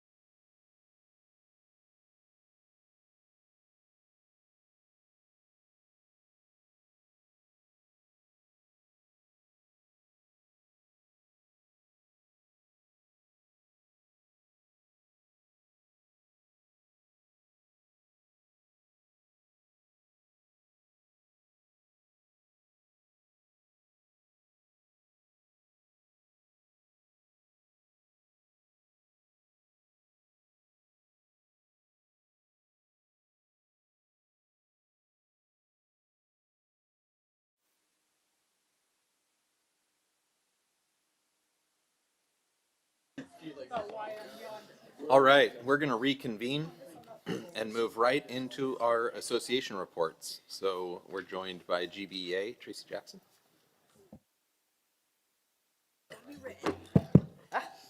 Okay.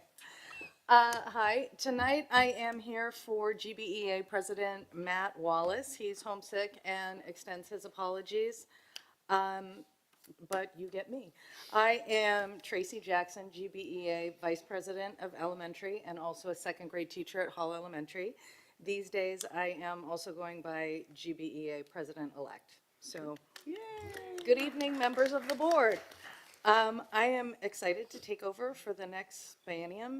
There are a few changes coming to the GBEA exec board as people move on or up within positions. So expect to see one or two new faces and some old friends in new positions within the union. With that, I'd like to say that next year will most likely be difficult, and we will continue to advocate for members and for students and for families. Teachers are going to be dealing with ongoing budget constraints, larger class sizes, disruptive class behavior, counseling cuts, less support, and we've suffered cuts in the form of building staffing, deep losses of whole programs, namely elementary music, and desperately needed services. We hope that with as much as was taken from staff and ultimately our students and our families, that the district will be diligent and similarly tighten its own purse strings, cutting any superfluous costs that could bring back support to or anyone that faces students. An example that would come to mind would be convocation.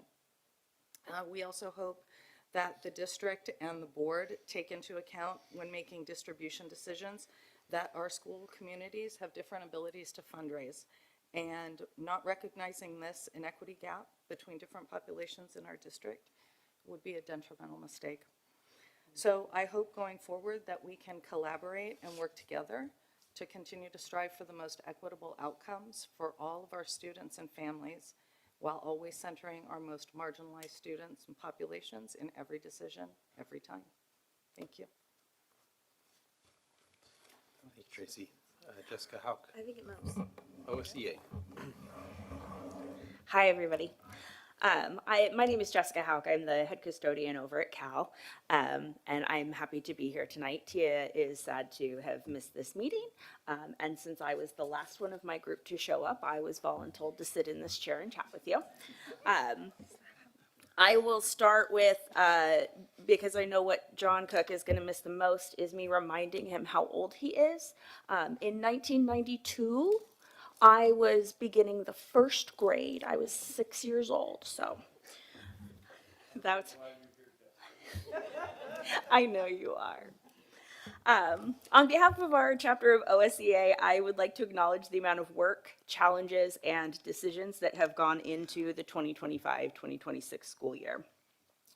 As a union, we navigated both the successes of a ratified contract for 26 through 2029 and the difficulty of losing valuable staff through layoffs. As the school year draws to a close, we are hopeful that we will be able to transition smoothly into our next school year in a way that leaves our entire community feeling seen, heard, and looking forward to the months ahead. Thank you. All right, thank you. Well, now we move into our action items, and action item, the first one we're going to talk about is the policy, the music education policy proposal that Heather had made. So Heather, what I'll do, I'll probably just turn the floor over to you to kind of explain what you were looking for in a summary, and then we can ask any clarifying questions. If the board makes a motion at that time, then we'll move into a discussion. So we'll start with explanation, clarifying questions, and let's go from there. Thank you, Chair. First of all, I would like to request all directors to refrain from categorizing my support of the outpouring of our citizens' requests, pleas, and show of support as sympathy or sympathetic, because that is not the case. This community has overwhelmingly reached out in every medium possible expressing their support for music. My request for a music policy is based on my representation as an elected official to this governing body and the commitment I made when I took the oath to serve as a director of this school district. I'm not going to take up more time discussing the importance of music because that has been echoed throughout this quarter. I'm interested in establishing a policy effective 26-27 school year ensuring music for grades K through 12 in this district. That policy can either mimic what is currently offered and/or at the very least a 50% or part-time music offering. I'm not going to talk about funding because it has been demonstrated in several ways that we can do this. Gresham-Barlow School District will not ultimately be measured by the size of its reserves. It will not ultimately be measured by the size of its reserve, but by the opportunity it provides for students. And with that, I'm open to any questions. Clarifying, so there's no policy on the table today to talk about. This is just the prospect of adding a policy. Yes, please forgive my novice in this No, area. that makes sense. Okay, yes. So, before I jump any further, this may end up not an actual act, this might not end up with a motion, but still have some board opportunity here. And what I'd clarify with that is, this is absolutely something that we could refer to policy committee to talk about. You're not serving on policy committee. No. And we have 3 members on policy committee. Is that right? Okay, so that would be something that they'd want to pick up. Have you seen policies from other districts that use a similar approach? Do you know? The only thing that I have seen from other districts is that we're the only one canceling music.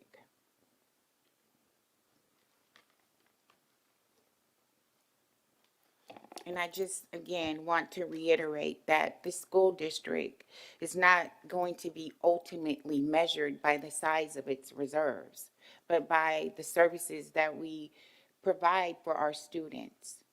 And that's where the focus should be. Of course, we need to be conscious of the money that we have available to do this, which has been overwhelmingly demonstrated that we can.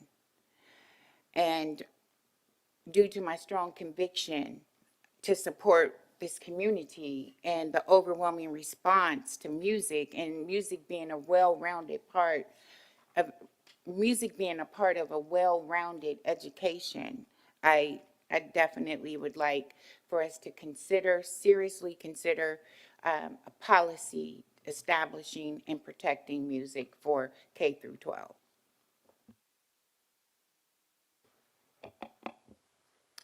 Okay, before I step in it, any other questions? Okay, I think some of this will overlap organically into our next action item, but I'm going to kind of draw a line. I think it's worth visiting with the policy committee, but I don't know that we have a policy for the policy committee to consider. So what I propose is that what it doesn't meet is that 26-27 timeline.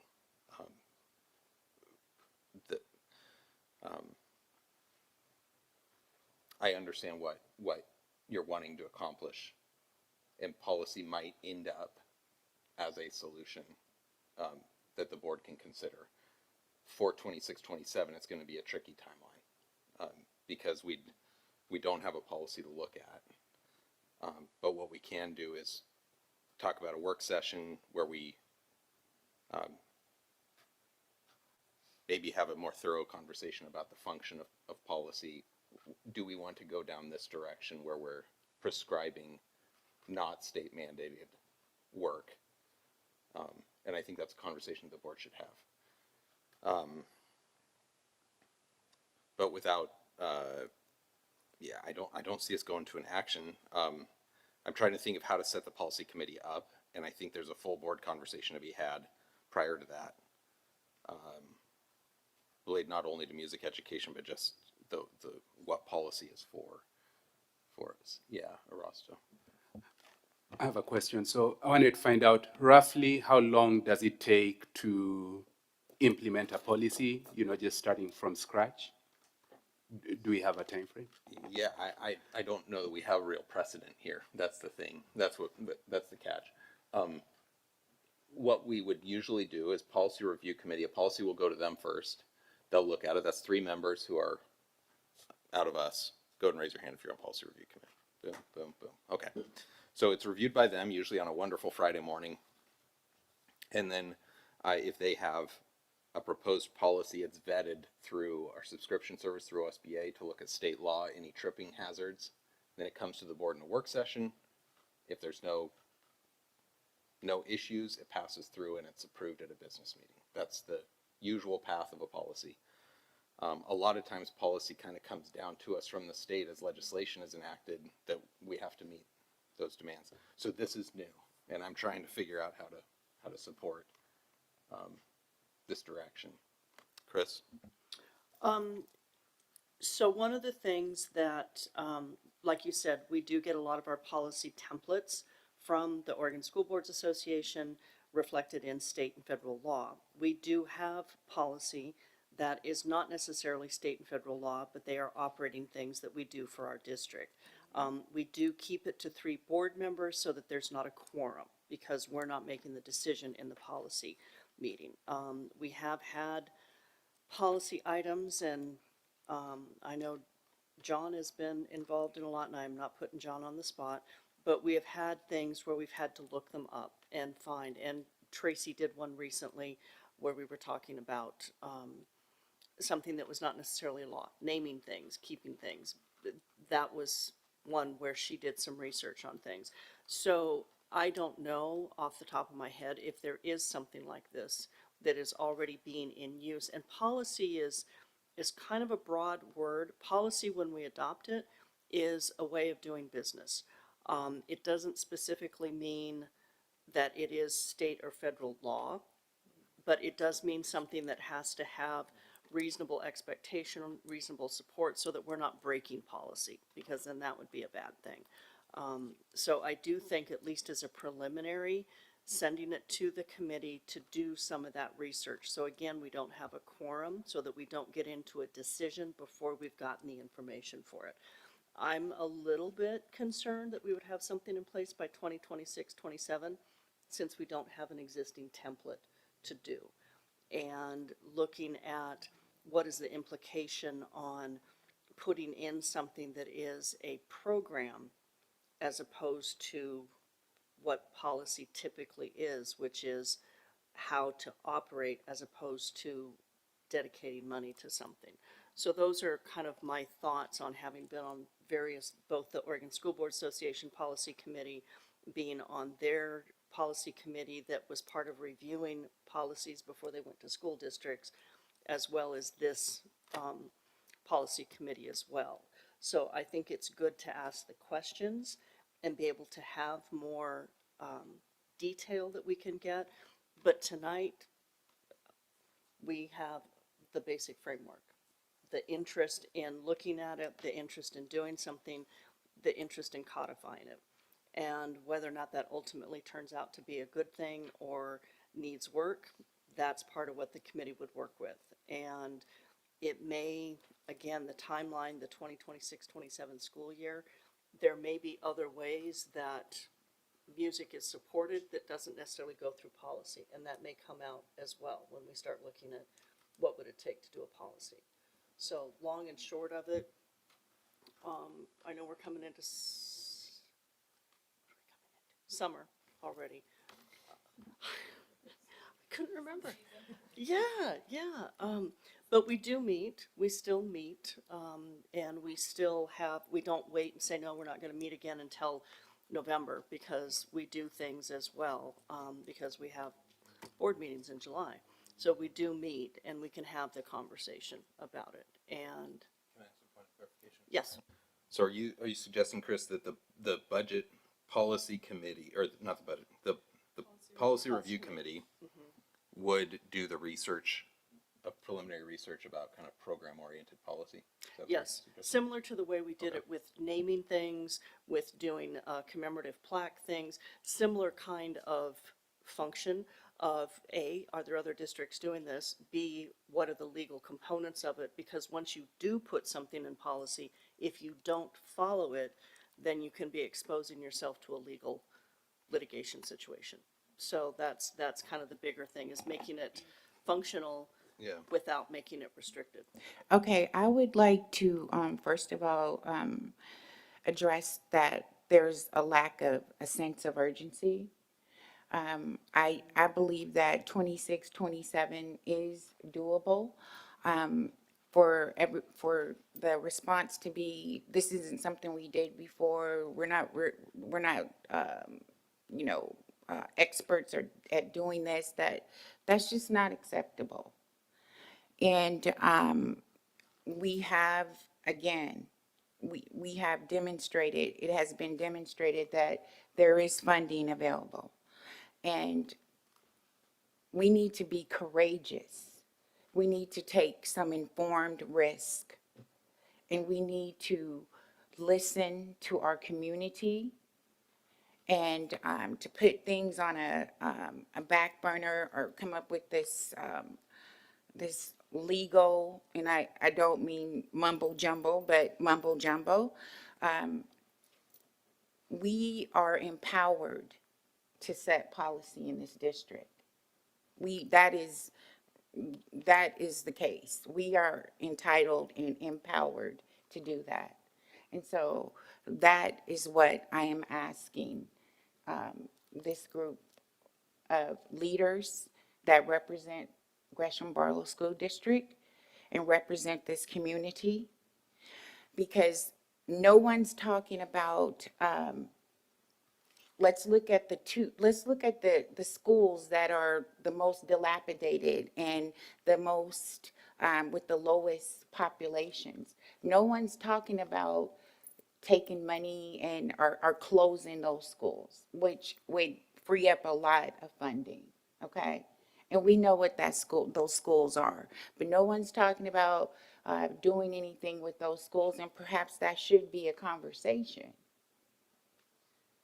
So, anyway, the lack of the sense of urgency to not implement this 26, 27, I totally don't agree with that. I feel like we are empowered to do this, that there is a policy that this board of directors can make and implement for 26, 27. And that's what I would like to curve the conversation to talk about how we can do that. Not if, not why, but how. And I would like your support to do this. Okay. Any other? Understand. I do understand where you're coming from, Heather. I think this is a really bad direction. If you want my honest assessment, I think policy is a really bad direction to take this. I think we are unpaid board members, and we do three things. We do make policy, we appropriate a budget, and we hire and fire superintendent. We exercise that authority through the superintendent. That's what we do. I think asking for the next generation of boards and to set a precedent where every board comes in with whatever they want is doing exactly what the state has done to us. It saddles us with so many obligations and such little resource. It does not add the resources. And while you continue to say, and I think this is where I'm going to step into, I'm going to try not to repeat myself in the next conversation, but when you say it's been demonstrated that it can be done, there's a disagreement of analysis. That's the issue. It's not the intention or the desire to have all of these programs. It's a difference of analysis. I think that the shape of the line is more important than the ending fund balance. I don't care about the ending fund balance. What I care is that the line is driving us downhill. That's what I'm concerned about. And I only say that because this isn't as cut and dry as I think your conversation is trying to make it. I understand your desire to persuade people, but it's not that cut and dry. Chairman, with all due respect, I do believe that it is that cut and dry because we are empowered and entitled to make policy. And we took an oath to represent the community in schools, to be that representative for the schools, for the students, for the parents, for the community. And I am just asking that we do what we were elected to do, that we listen to the community. This is not just a hot spot for music or anything like that. This is, and it's not going to, we've had to accept policies from the state, policies for PE, for math, and et cetera. So if we implement or develop and implement a policy that protects music, it's just another avenue and another policy. I don't want to overuse the word policy, but it's just another it's just something that we enact to ensure that we as leaders are listening and demonstrating to the community that we're listening to them and that we're not being sympathetic, but we're listening and understanding where they're coming from and doing the job that they elected us to do, to represent what they need. Of course, we need to be conscious of a budget, not just for this year, but down the line as well. And as you said, there's a difference of analysis. But again, this school district will not ultimately be measured by the size of its reserves. It's going to be measured by the opportunity it provides for students.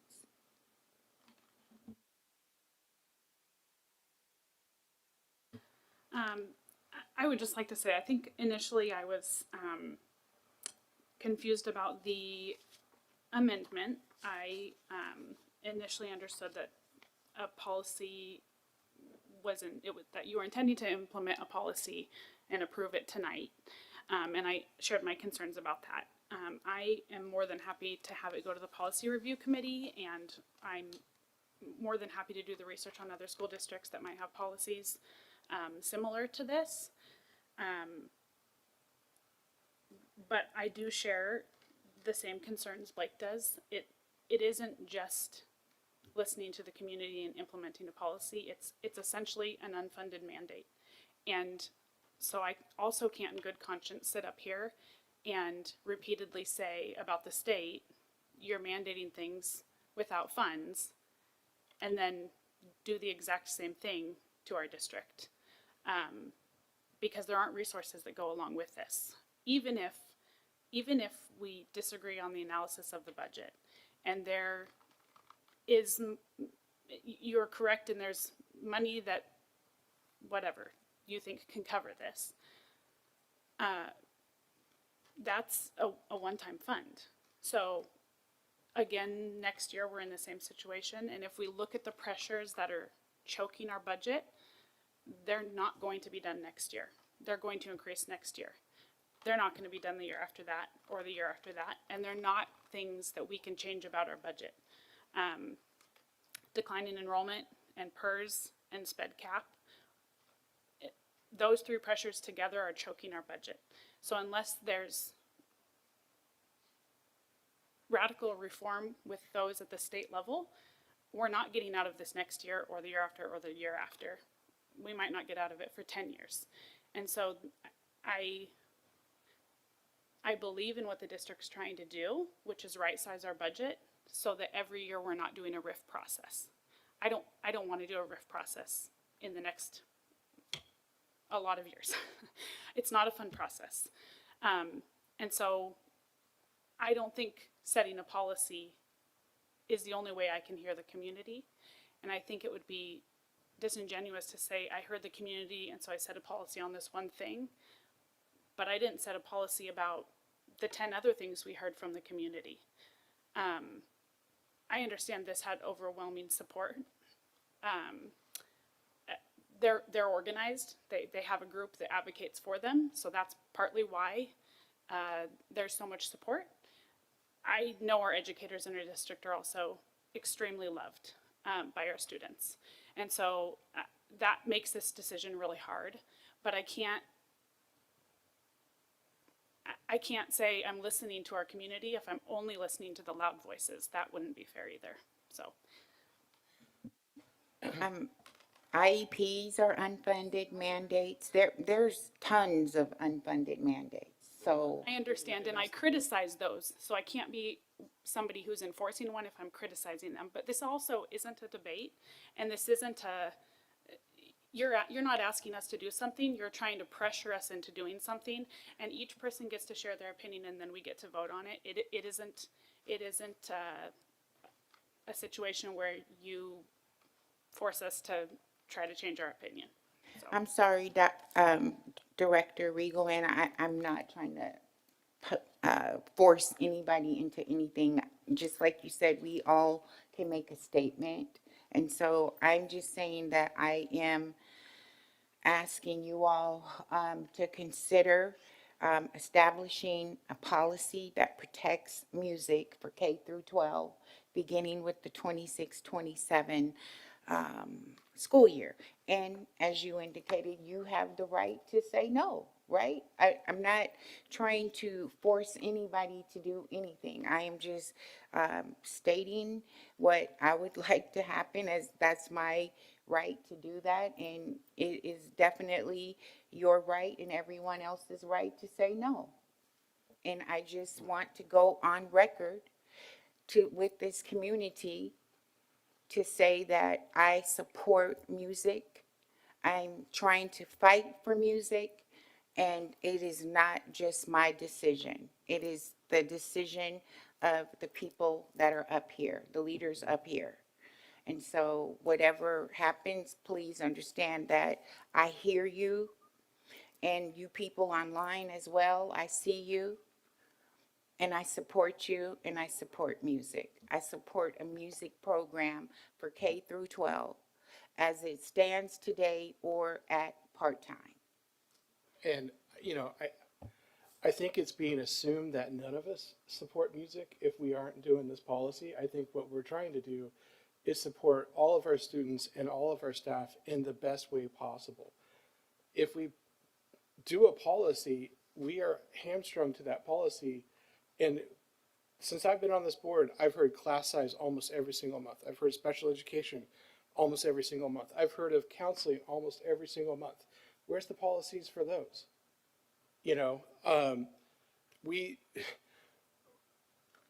I would love for every kid to be able to have music all the time. This is not an easy decision. And ultimately, we're not the ones that are saying this is going to be cut or not. That's the district. We are the ones that decide the budget item.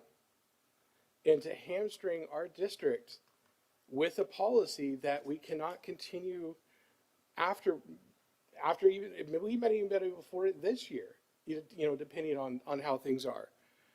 It would set us up for failure. And there would be even deeper cuts in the counseling, which I hear we need counselors. It would mean deeper cuts in special education, which I hear we need special education. It would mean deeper cuts in the classroom, which I hear we need more teachers in the classroom. I am not in favor of hamstringing us to one program. So our way forward, as I see it, I'm going to propose something and then kind of try to see if we can put a bow on this particular item and move into the budget adoption action item. I would like the policy review committee to look at policies that could be used as a framework for program specific stuff, items. Because I'd like to have some templates of like real districts in our area who might have implemented something like this that we can consider as a board and as a matter of practice. And I think that would be appropriate actually at the strategic planning meeting. What that doesn't serve, to be very transparent, what that does not satisfy is the 26-27 timeline. And so I want to make sure that's abundantly clear. My proposal does not address that urgency, as you said it. And so,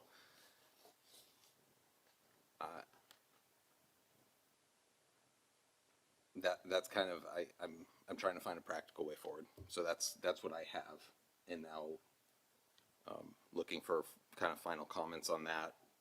Plus, I mean, I'll entertain an action, but I don't, we have no policy to look at right now. So it's kind of an odd space to be in. So anyway, that's my way forward. I'd refer to policy review committee to find template policies. It's very clear that the members of the policy committee that are on this board, I'm not certain that it will be given a fair assessment, because it seems clear that, as it has been communicated, yes, there are other programs that are just as important that no one is advocating for. And Dr. Ferens, you asked, what about those programs? What about them? If you feel strongly about them, then you should advocate for them. That's what about them. So, Chair, however you feel as the leader of this board that you want to move forward with this, I'm fine with that. I just wanted to go on record with urgency for music, and with the understanding that there is funding for it, there's huge community support for it, and also as leaders, as people experienced in education, you have to get creative. You have to take informed risk, and you have to be creative every year with the budget. So with that, I rest. Okay. I'd encourage you, Heather, to find policies on your own too that would be a template. If you lack confidence in your colleagues on the board to do the work, then I'd encourage you to do it. Okay, please don't put words in my mouth. I didn't say I lacked confidence. I did not use those words. So please don't put words in my mouth. Yep, we'll Thank let the you. video speak for that. Thanks. I did not use those words. Okay. Thank you. We're going to move to budget adoption, making appropriations, and imposing taxes. With this, I will summarize, and then I'll turn it over to the superintendent. And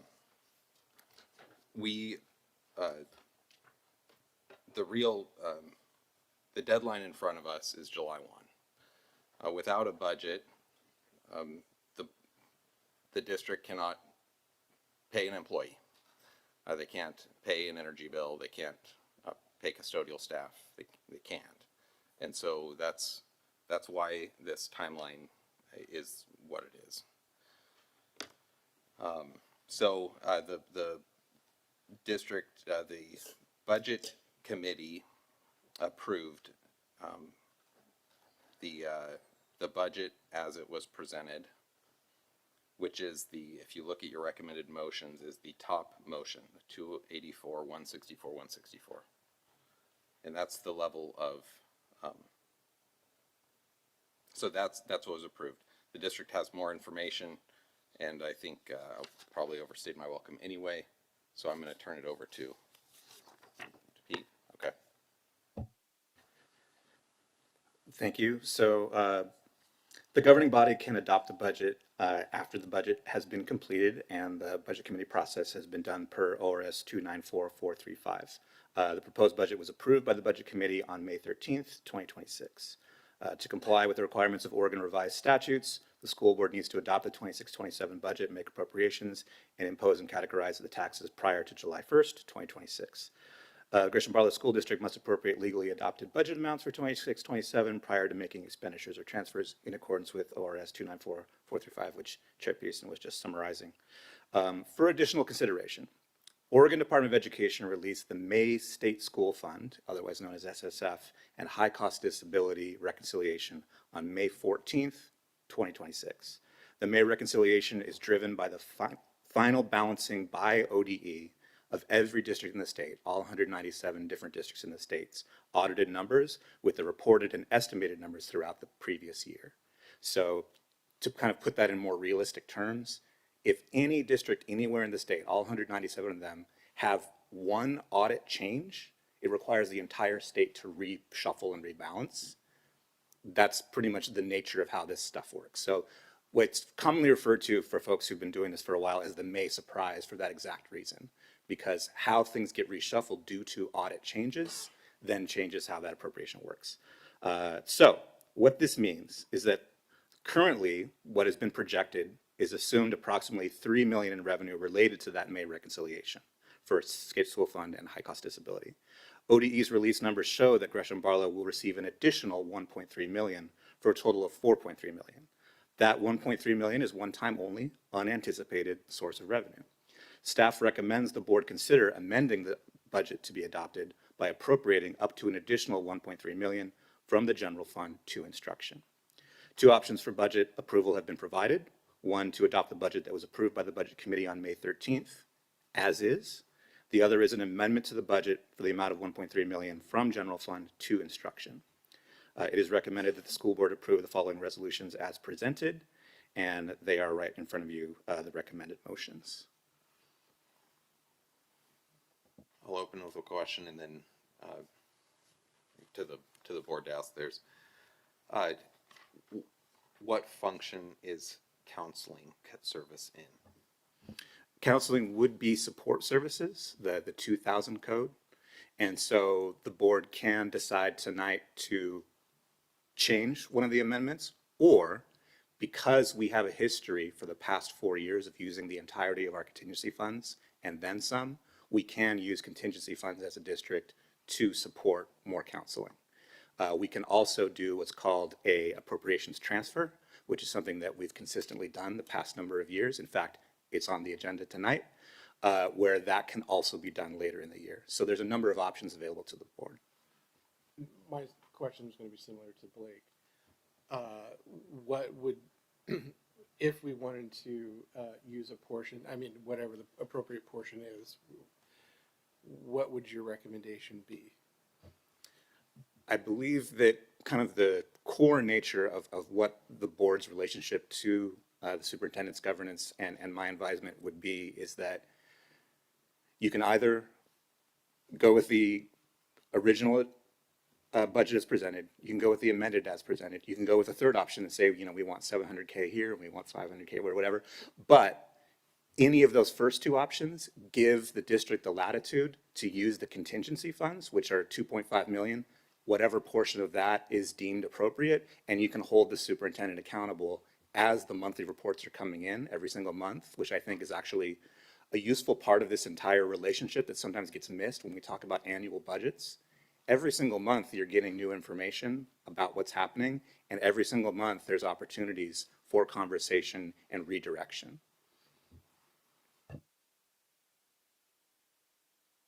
And for the record, I don't want to get into like directing specific amounts of money. It was just my question.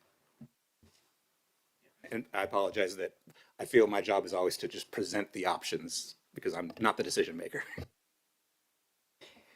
Pete, you are a brilliant, amazing mathematician, statistic person. However, you're not the only one. And I just want to know, did you review any of the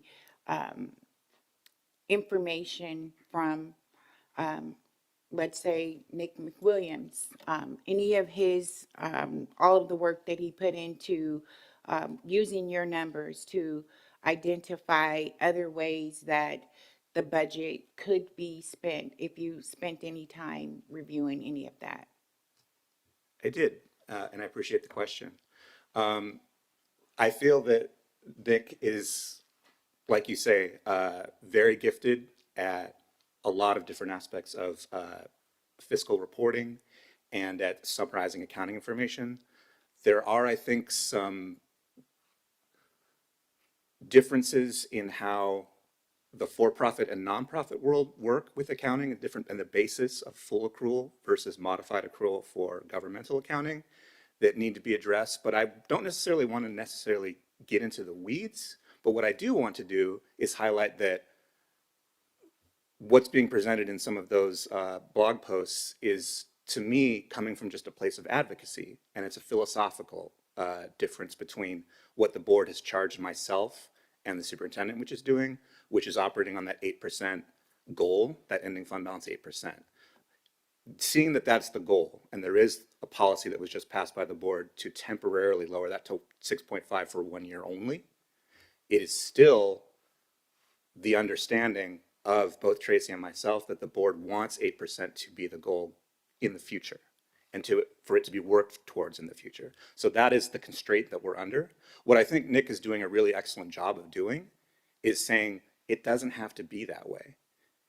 You could shoot for a 5%, 3%, 0% ending fund balance, and those are ways that you can sustain more instruction or more support services, but they come with pretty tangible risks. And I feel like we've talked about that at various meetings in the past. Some of those risks include things like the ability to continue to make payroll in July. John has talked about a number of times that because of the way that SSF is staggered, 3 different payrolls have to be made between the reconciliation in May and when the next July payment arrives. That's a quarter of the cost for the district. So the ability to keep those funds available and stack government shutdowns on top of that, and stack unfunded mandates and new things from the governor on top of that, those are some of the risks that we've just seen happen in the past, in fact, just last year. So that is, my job as the advisor to the board is to just make you all aware of the risks. But I don't get to determine ending fund balance percentages. That's a board policy. That is why that we've presented the things that we have. Another thing I just want to say quickly, because this is, I think, the easiest for folks to wrap their minds around, is that there's a characterization that contingency funds would not be used. And that's 2.5 million of the kind of stacking in those blog posts talking about, it can come from here, it can come from here. The 2.5 million contingency, and we talked about this at some length at the prior budget committee meeting, is planned to be used. In fact, just looking at the past 4 years, the budgeted expense versus the actual audit expense in 22-23 was 277 over. In 23-24, it was 4.2 million over. In 24-25, it was 6.6 million over. And we are projected this year to be 6.8 million over. So when we talk about contingency not being used as a bedrock of, extrapolating numbers from, that is very contradictory to the last 4 years. I'm not saying it's not possible. I would love to be so wrong that the contingency that we built into the budget is so incorrect that in the monthly reports that I'm able to share with you going into the future, I can come back to you and say, hey, it's looking like our projections are changing. We can now talk about different options. However, what I'm seeing of those last 4 years does not show that trajectory. So I just want to make sure that folks have that context when they're talking about contingency being somehow something that wasn't planned to be used. When we spoke at some length at the budget committee meeting that it absolutely is planned to be used and has been consistently for the past 4 years. And tonight, one of the future action items is to use all of our contingency and then some to just have the operations that we're having in this fiscal year.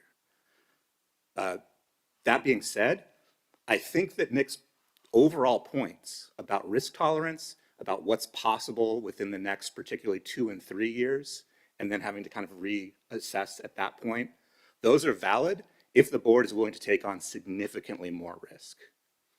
That's not for me to say.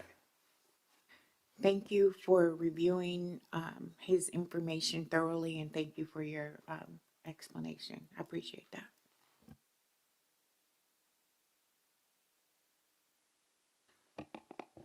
I'd like to ask if the superintendent could just give us a brief outline on what she plans to do with the amount being transferred to instructions in case we go that way. Yeah, happy to do so. As I've shared in budget committees as well, if there were additional funds that were put in instruction or any of the other accounts, we would go back to looking through our prioritization that we've been doing and really looking at where there are needs. Talking specifically about this May reconciliation money, because it is one-time funding, I see it as a great opportunity to utilize it for temporary positions. Historically, our district has looked at temporary positions come August and into September to look at where we have high class sizes or a need that wasn't anticipated. And we already have some of those spots identified in terms of things that we want to look at. So it would give us more resource to respond to some of those challenges that we see ahead in a temporary way. Thank you.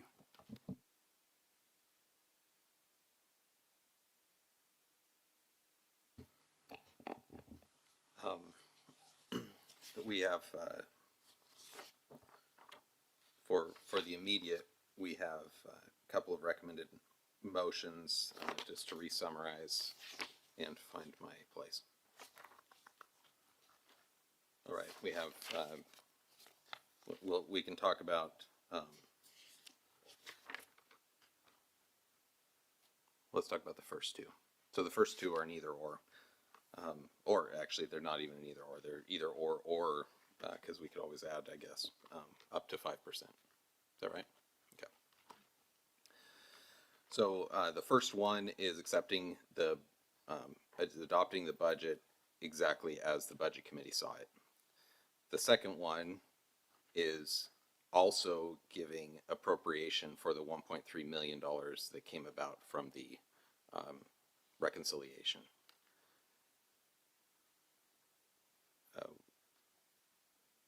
Is there any conversation about either of those, or I mean, I'll go. I think that while it provides temporary positions, it also gives us a much better on-ramp to conversations about a levy as a board that could present to the community opportunity. So one-time money is never a good thing to bank on, and it's particularly dangerous when this is my opinion, obviously, but funding people with temporary money is really not a great way to go. But if there's an on-ramp, and I think we have the opportunity to have that conversation with our community about it, that makes me much more in favor of that approach. But that's where I stand. Are there other questions?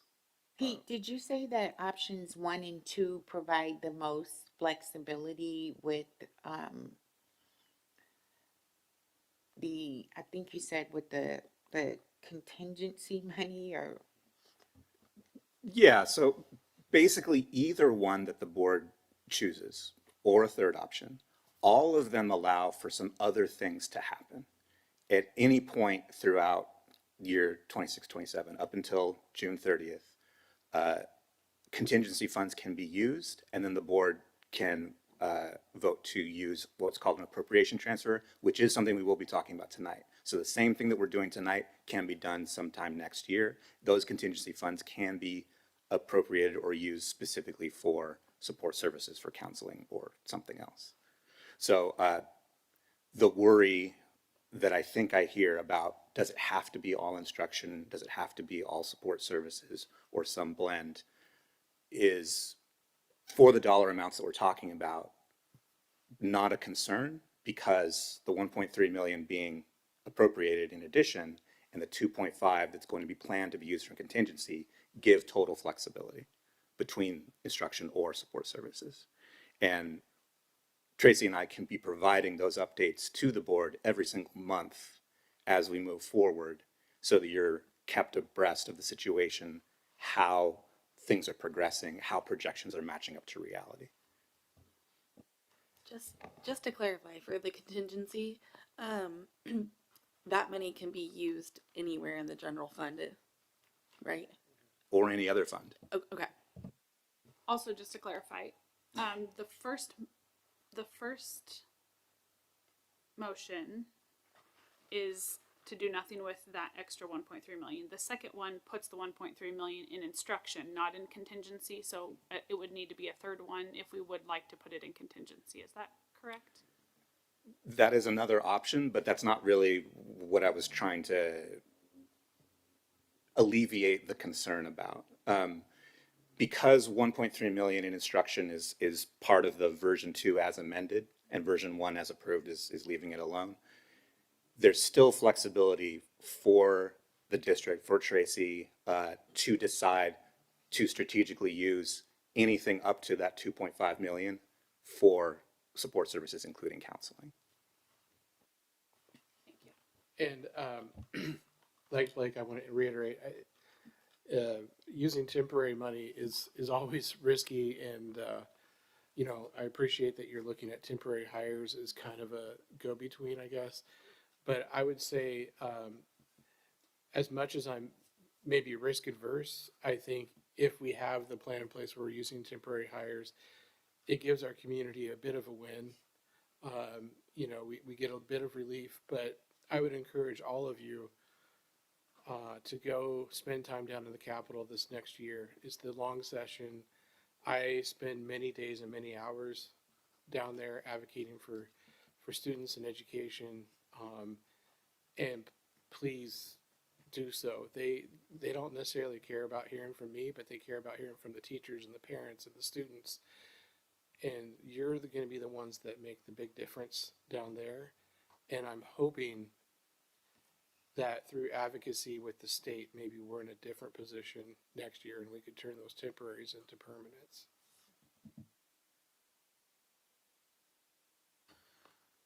If I were to recategorize, based on our history, you would assume that we're going to spend, and please correct me, like on the spot when I'm off, you would assume that we're going to spend the contingency. And most likely that's going to be usually in instruction. So in a way, if we approve the 1.3 million, we're displacing that contingency obligation we might have otherwise had. No, I can see the look, Pete. You got to just spot it right on. I agree with everything you're saying except the term displacement. So the additional appropriation to instruction, if we're going with version 2 as amended, continues to have the 2.5 million in contingency that can be used any way that, you know, the board and the superintendent decide. And that the board does that formally later in the year with an appropriations transfer like we're going to do later tonight. So I just wouldn't say that it's supplanting, but that it's in addition to. And the difference here is appropriations. So to put it another way, to go with version 1 as approved with no change means that that contingency can still be used anywhere.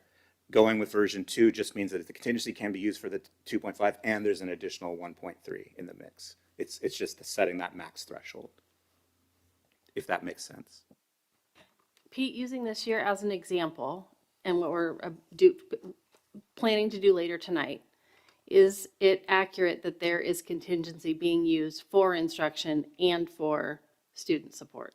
That is 100% accurate. So what happens to the 1.3 million if we were to adopt the first option? Ooh, that's a great point. I'm glad you brought that up. So what the board is basically saying at that point is keeping the threshold set, keeping those maximum levels set. So what is currently shown in the monthly report as an increase in ending fund balance stays as an increased ending fund balance. So it's, you know, getting closer to that board goal of 8%. Doesn't get us there, but it does get closer. Pete, I'm going to ask a clumsy question because it's 10:15. You're going to be super gracious about it, I hope. But some of that analysis that came out of the budget committee work had a disagreement about the ending fund balance using the budgetary beginning fund, how I understood it, a budgetary beginning fund balance for 26-27, where our potential ending fund balance of this year might be higher than what we're assuming. Were you able to see some of that analysis? Okay. Do you have thoughts about that? I do. Basically, what is being pointed out, and it's not erroneous, is that the current monthly projections that you've been seeing every single month when we get a new financial report, that ending fund balance number keeps changing. Every single month it's changed. And part of my brief summary is always to say, it increased, it decreased. That's what happens every single month. So what is being pointed out is that currently the assumption of beginning fund balance for next year is not a perfect match for the ending fund balance for this year, but it's a large assumption because we still have a quarter's worth of payroll to make, 3 payrolls all in June. We have what's called year-end close procedures, and we have mandated audit JEs, journal entries. All of those are unknown, and we live in a political climate at both the state and federal level where the surprises just don't stop. So to say that the current projection in April, as is being presented in the agenda today, is somehow like a static number that can be banked on is not something that I would necessarily agree with, but it is true in a vacuum. It is true if it didn't change at all, then that would be a delta between that, and that delta is approximately 1.5 million. Another point of note is that that 1.5 million is not sustaining and does not come every year. It's not evergreen the way that SSF funds are. So what that means is if it were to be used for payroll, it doesn't refresh the next year. The delta is independent of this reconciliation 1.3 million. That's correct. Okay.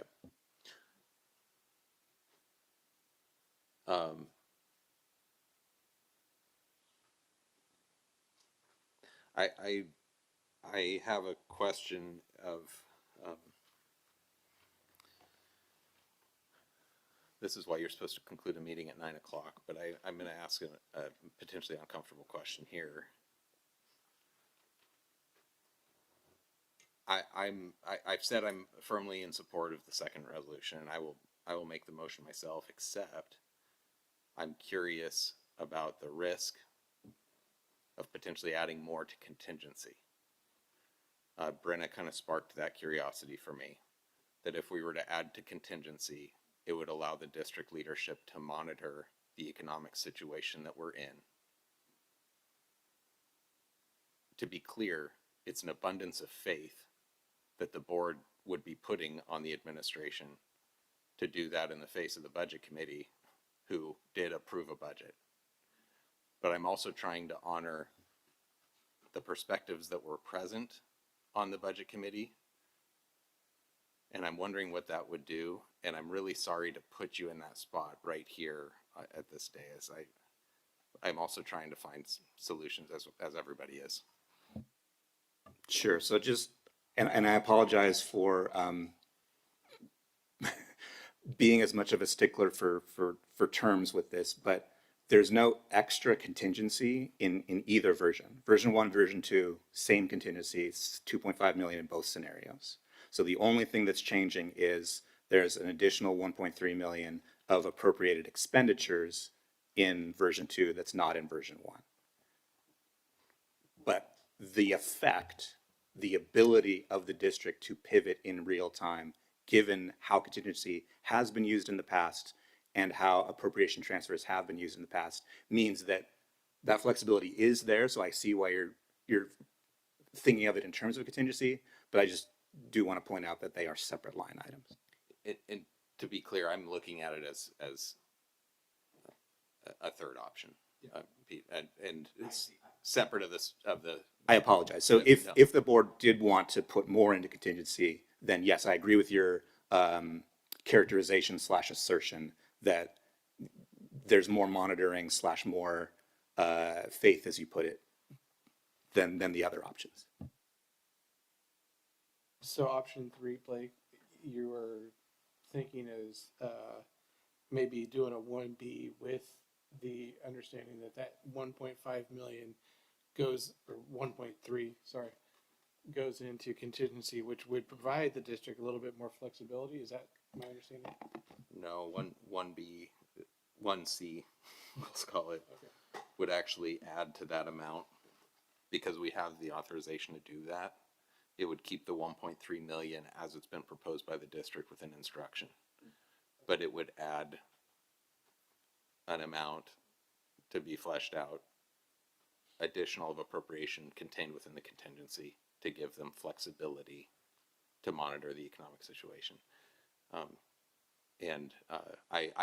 want to just put this on record. I feel terrible doing this to our district leadership who have gone through this road.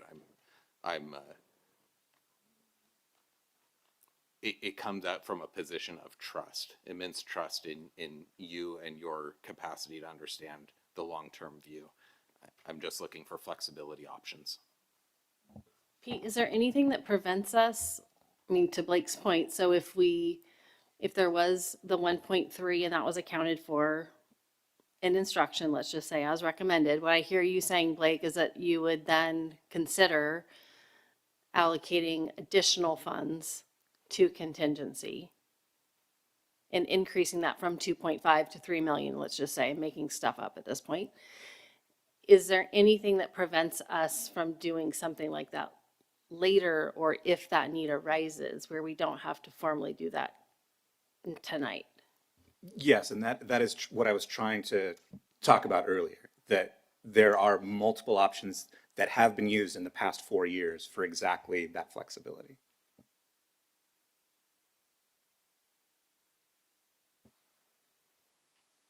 Okay. Well, I've said plenty. Board, are there other thoughts?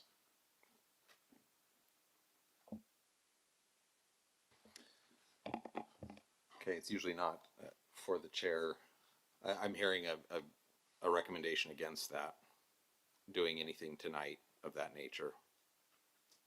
Which, of course, because you've got 2 suggested motions, but tell me the risk, Pete. What am I going to do to?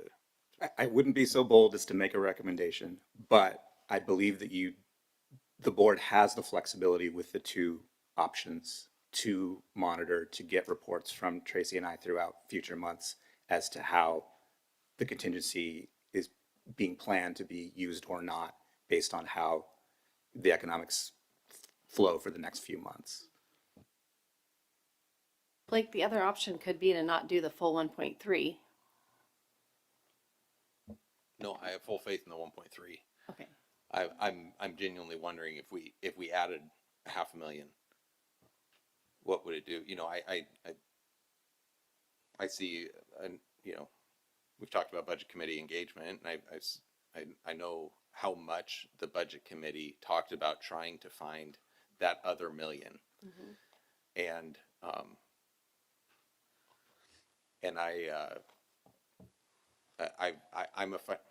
I'm a municipal financial analyst myself. I do government financial forecasting. That's what I do professionally. And man, I appreciate the difficulty of this dance, because you've got so many priorities entering, and what you're looking at is fund balance. And what I talk about with my decision makers is the shape of the line. The shape of the line's not changing. The way you change the shape of the line is to go through this very painful process that we've gone through. Where you change your expense pattern. That's one way you change the shape of the line. One-time money doesn't change the shape. It stays in the trajectory that you're talking about. It just floats it a little bit. And what I'm getting at is, if there's the delta, Pete, between where you do end and where we think we were going to end, you know, if there's that delta, how do we give the district the flexibility to use it? That's what I'm saying. And if that can come down the road, then good. I would assume that's a conversation that happens pretty quickly after year-end close. It can.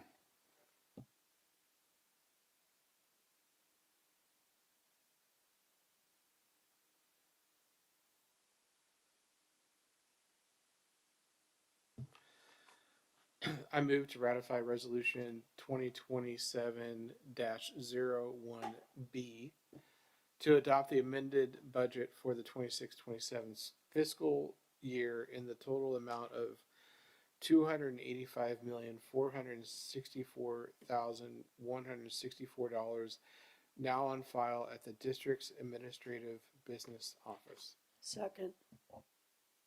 All right, it has been moved by Sean, seconded by Chris, to ratify resolution 2027-01B to adopt the amended budget for the 26-27 fiscal year in the total amount of $285,464,164 now on file at the district's administrative business office. Any discussion?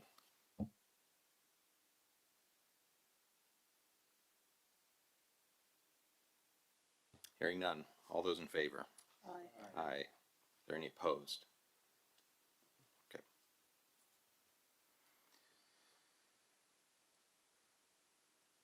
We have, we have. So I would move to ratify resolution 2027-02 to appropriate funds in the amount and purposes as outlined in the resolution for the fiscal year beginning July 1, 2026. Okay, moved by Chris, seconded by Holly. To ratify resolution 2027-02 to appropriate funds in the amount and purposes as outlined in the resolution for the fiscal year beginning July 1, 2026. Any discussion? Hearing none, all those in favor? Aye. Aye. Any opposed?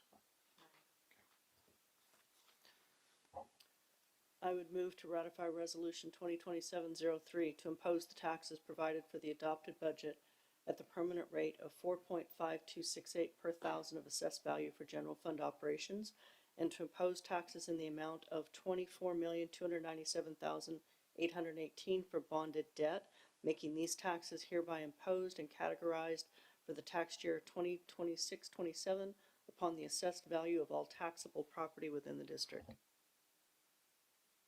Okay, it's been moved by Chris, seconded by Brenna, to ratify resolution 2027-03 to impose the tax provided for the adopted budget at the permanent rate of $4.5268 per $1,000 of assessed value for general fund operations, and to impose taxes in the amount of $24,297,818 for bonded debt, making these taxes hereby imposed and categorized for the tax year 2026-27 upon the assessed value of all taxable property within the district. Any discussion? This is just a point of clarification. This is only allowing us to assess taxes, to get local revenue. That's all this is doing. Okay, so Chris, Brenna moved and seconded. All right, any other discussion? All those in favor? Aye. Aye. Any opposed?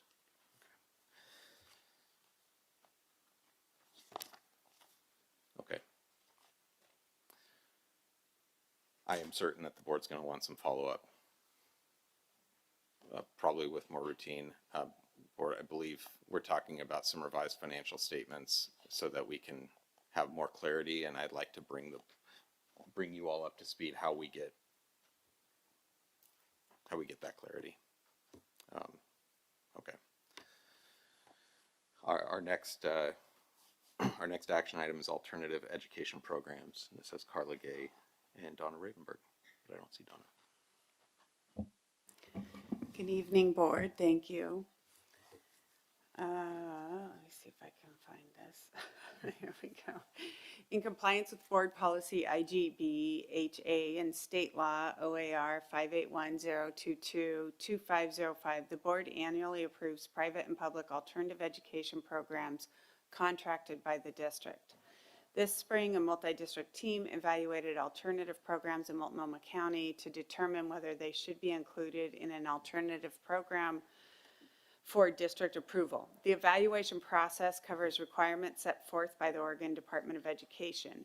Any alternative program under consideration must already have met ODE's accreditation criteria, and they register annually with ODE.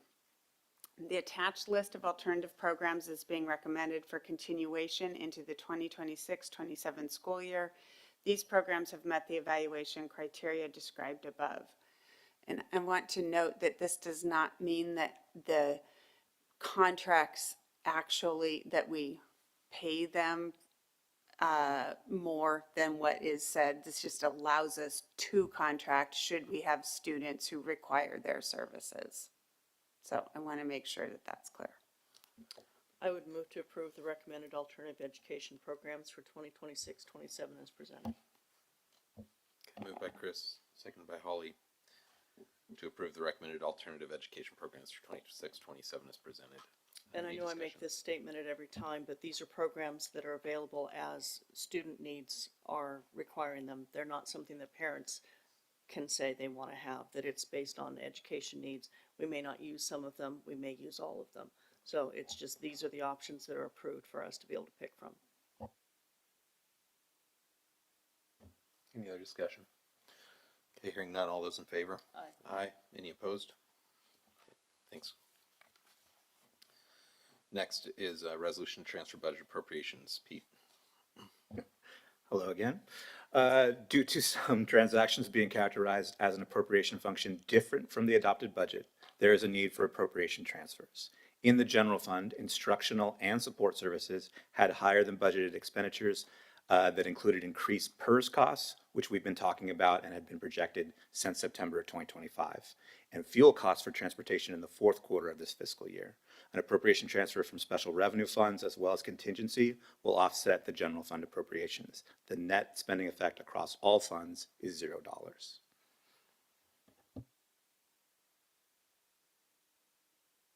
I move to approve resolution number 2026-11 to transfer budget appropriations as presented in the resolution.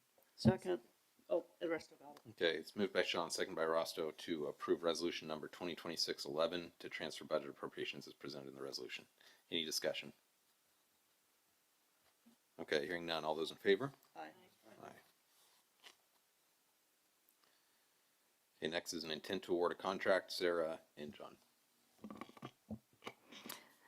Thank you, Chair Peterson, members of the board.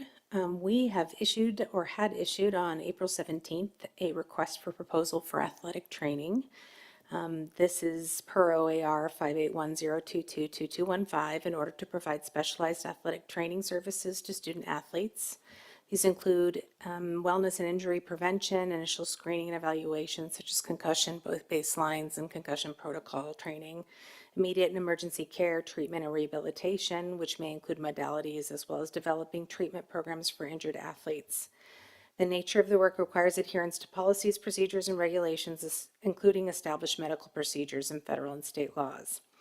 This request was for 2 licensed athletic trainers. We need 1 for each high school. They provide services to our student athletes at both Gresham High School and Barlow High School. The responses were due by April 20th. We had 2 submitted proposals. We evaluated both of those proposals based on the criteria that was specified in the request for proposals. The evaluation team was John Cook, Deputy Superintendent, Pete Bejarano, our Director of Finance, and myself. And we have given a notice of intent to award to both firms that submitted proposals. There's a required 7-day protest period that we can allow for the person that's not getting the intent to award to protest or ask questions about our evaluation process. So that is now passed. So now that that has passed, we would like to have your approval to begin finalizing a contract not to exceed $200,000 per year with Mount Hood Chiropractic Clinic. This is a wonderful organization that has been working with Barlow High School for many years. Both of these companies submitted excellent proposals, but ultimately Mount Hood Chiropractic was the proposal that had come through as our top choice. I'm just going to get in front of the recommended motion. We should probably add, just whoever makes it, if we make it, should probably add the vendor to it, if you wouldn't mind, the word vendor. So, okay. Any questions? What dollar figure did they come in at? You said not to exceed 200,000, so what is the dollar figure? Correct. So it is contracts for each school of 95,000 per year, and that's for an 11-month employee. So basically a full year employee except for July that comes in and is with all of our major athletic events and is also there for training, summer camps, helps support the coaches and all of our student athletes throughout all 3 seasons and into the summer. Okay, so we're adding 2 positions. That's what they are. We've currently had athletic trainers at both schools. We've had 2 different organizations handling those up until this year. It's actually gotten increasingly difficult to find athletic trainers. So we were pleased with our RFP proposals that came in, but we have always maintained an athletic trainer for each school. That's in accordance with the law. Okay. I would move to award the contract for 2 Gresham-Barlow School District licensed athletic trainers, 1 each at Gresham High School and Sam Barlow High School, in the amount not to exceed $200,000 per year, awarded to Mount Hood Chiropractic Clinic. Okay, so it's been moved by Chris, seconded by Brenna, to award the contract for 2 GBSD licensed athletic trainers, 1 each at Gresham and Sam Barlow, in an amount not to exceed $200,000 per year to Mount Hood Chiropractic Clinic. And is it expected that this money is used in its entirety each year? The program that they provide, the support, the things that they do? Yes, essentially it pays for the trainer. I think the additional might be in case you had state championships, extra hours, extra need, but in general that they have that written into their contract on how they would support us with substitutes, all of it. So it's covered for the year. Does this also have, and it's late, so if my question is inappropriate, let me know. Okay. But does this also help protect us that by having someone who is assigned to this task, does that help protect us from an insurance standpoint, making sure our students are safe in athletics? Absolutely. Making sure that they aren't being asked or try and do something that's not suitable? All of the above, and we've had our trainers respond to emergencies and been absolutely critical in supporting our students in ways that was arguably life-saving in some examples. So these are critical parts of our athletics programs. I'll just say that having experienced the service that Mount Hood Chiropractic provides, because they've been working with Barlow the last few years, give or take a few, it's late, I don't know how long. And my own kids have gone and seen him. They do a lot of preventative stuff, and so injuries that my husband would see on his team come up through the season because of just the repetition and the work aren't coming up because of the preventative things he does. So there's preventative stuff, and then there's emergencies. There was an emergency at a track meet this year that was ambulances were called, and that people being there that know is critical. I want to add to that on the risk management end of it. We may not be able to field teams without athletic trainers, and they're highly trained, and not fielding a football team or a basketball team would be a community issue as well, on top of the safety piece that they provide. Any other discussion? All right, so I won't restate the motion, but there's a motion and a second. All those in favor? Aye. Aye. Any opposed? Okay. Next up is school year calendars, John. Kind of doing this under protest, Chair. I was told tonight late that I would be doing this, but I've done it before, so I think it is late. That's true. Annually, the board adopts a 3-year school calendar. This year, that calendar adoption extends to the 2028-2029 school year. The calendar is to support long-range planning goals for the district and provide calendar information for our community and families that will hopefully assist their planning needs. As the board is aware, modifications to the calendar can occur annually if necessary. We've had already this spring, because these are a little late, many calls from the community saying, hey, when is this next break? When's this break in these future years? Usually we get this to you in April. That was our lapse. And really it is just let's get this on the website. Board has a responsibility for approving calendars, and these are the calendars for those 3 years. Any questions? All right, so I would move to approve the 2026, 27, 27, 28, 28, 29 school year calendars as presented. Okay, it's been moved by Chris, seconded by Holly to approve the 26, 27, 27, 28, and 28, 29 school year calendars as presented. Any discussion? I just have a quick question. It's hard to find these calendars on the website, you know, especially like say the following year when you're trying to, is there a place where it can go where we can see these 3-year calendars each year? I'll defer to Athena. We put it on the parent website, but if it's, and usually it's up front, but Athena? We can make sure to not only post next school year's calendar, but the other two, so parents have them available. And we can also, once we get the finalized calendars and post them, we can send out a Parent Square announcement to remind people of where they are so they can access them. Perfect, thank you. I know I've brought this up when we've talked about, because we have seen these calendars before. Next year is the calendar year that has school ending on a Monday after a Friday off. And I just wonder if there's an in-service, there might not be an option. I did look at it and I don't find a quick option to remedy that. So I just have a fear that attendance will be very low on that Monday. And so trying to get in front of that and comments that I know will come up. We are working with the GBA, and I believe an MOU has been crafted. I don't know if it's been adopted yet. Crafted, that we're sending to ECBC, and what it'll be is teachers working 10-hour days that week beforehand, so we don't have that overlap. It's a non-student day. Thank you. It is a non-student day. All right, any other discussion? Okay, hearing none. All those in favor? Aye. Aye. Any opposed? All right, next up we have a couple of information items. We have our monthly financial reports and an out-of-state travel summary. Board, do we need to have a discussion about these? I'm happy to open it up. I just have one comment. Sure. I don't think we necessarily need to have a discussion, but I think we have brought it up a couple of times about the out-of-state travel, and there is a policy about that, and that we possibly need to review that. So just put it on record that we get it reviewed so that I don't forget, really.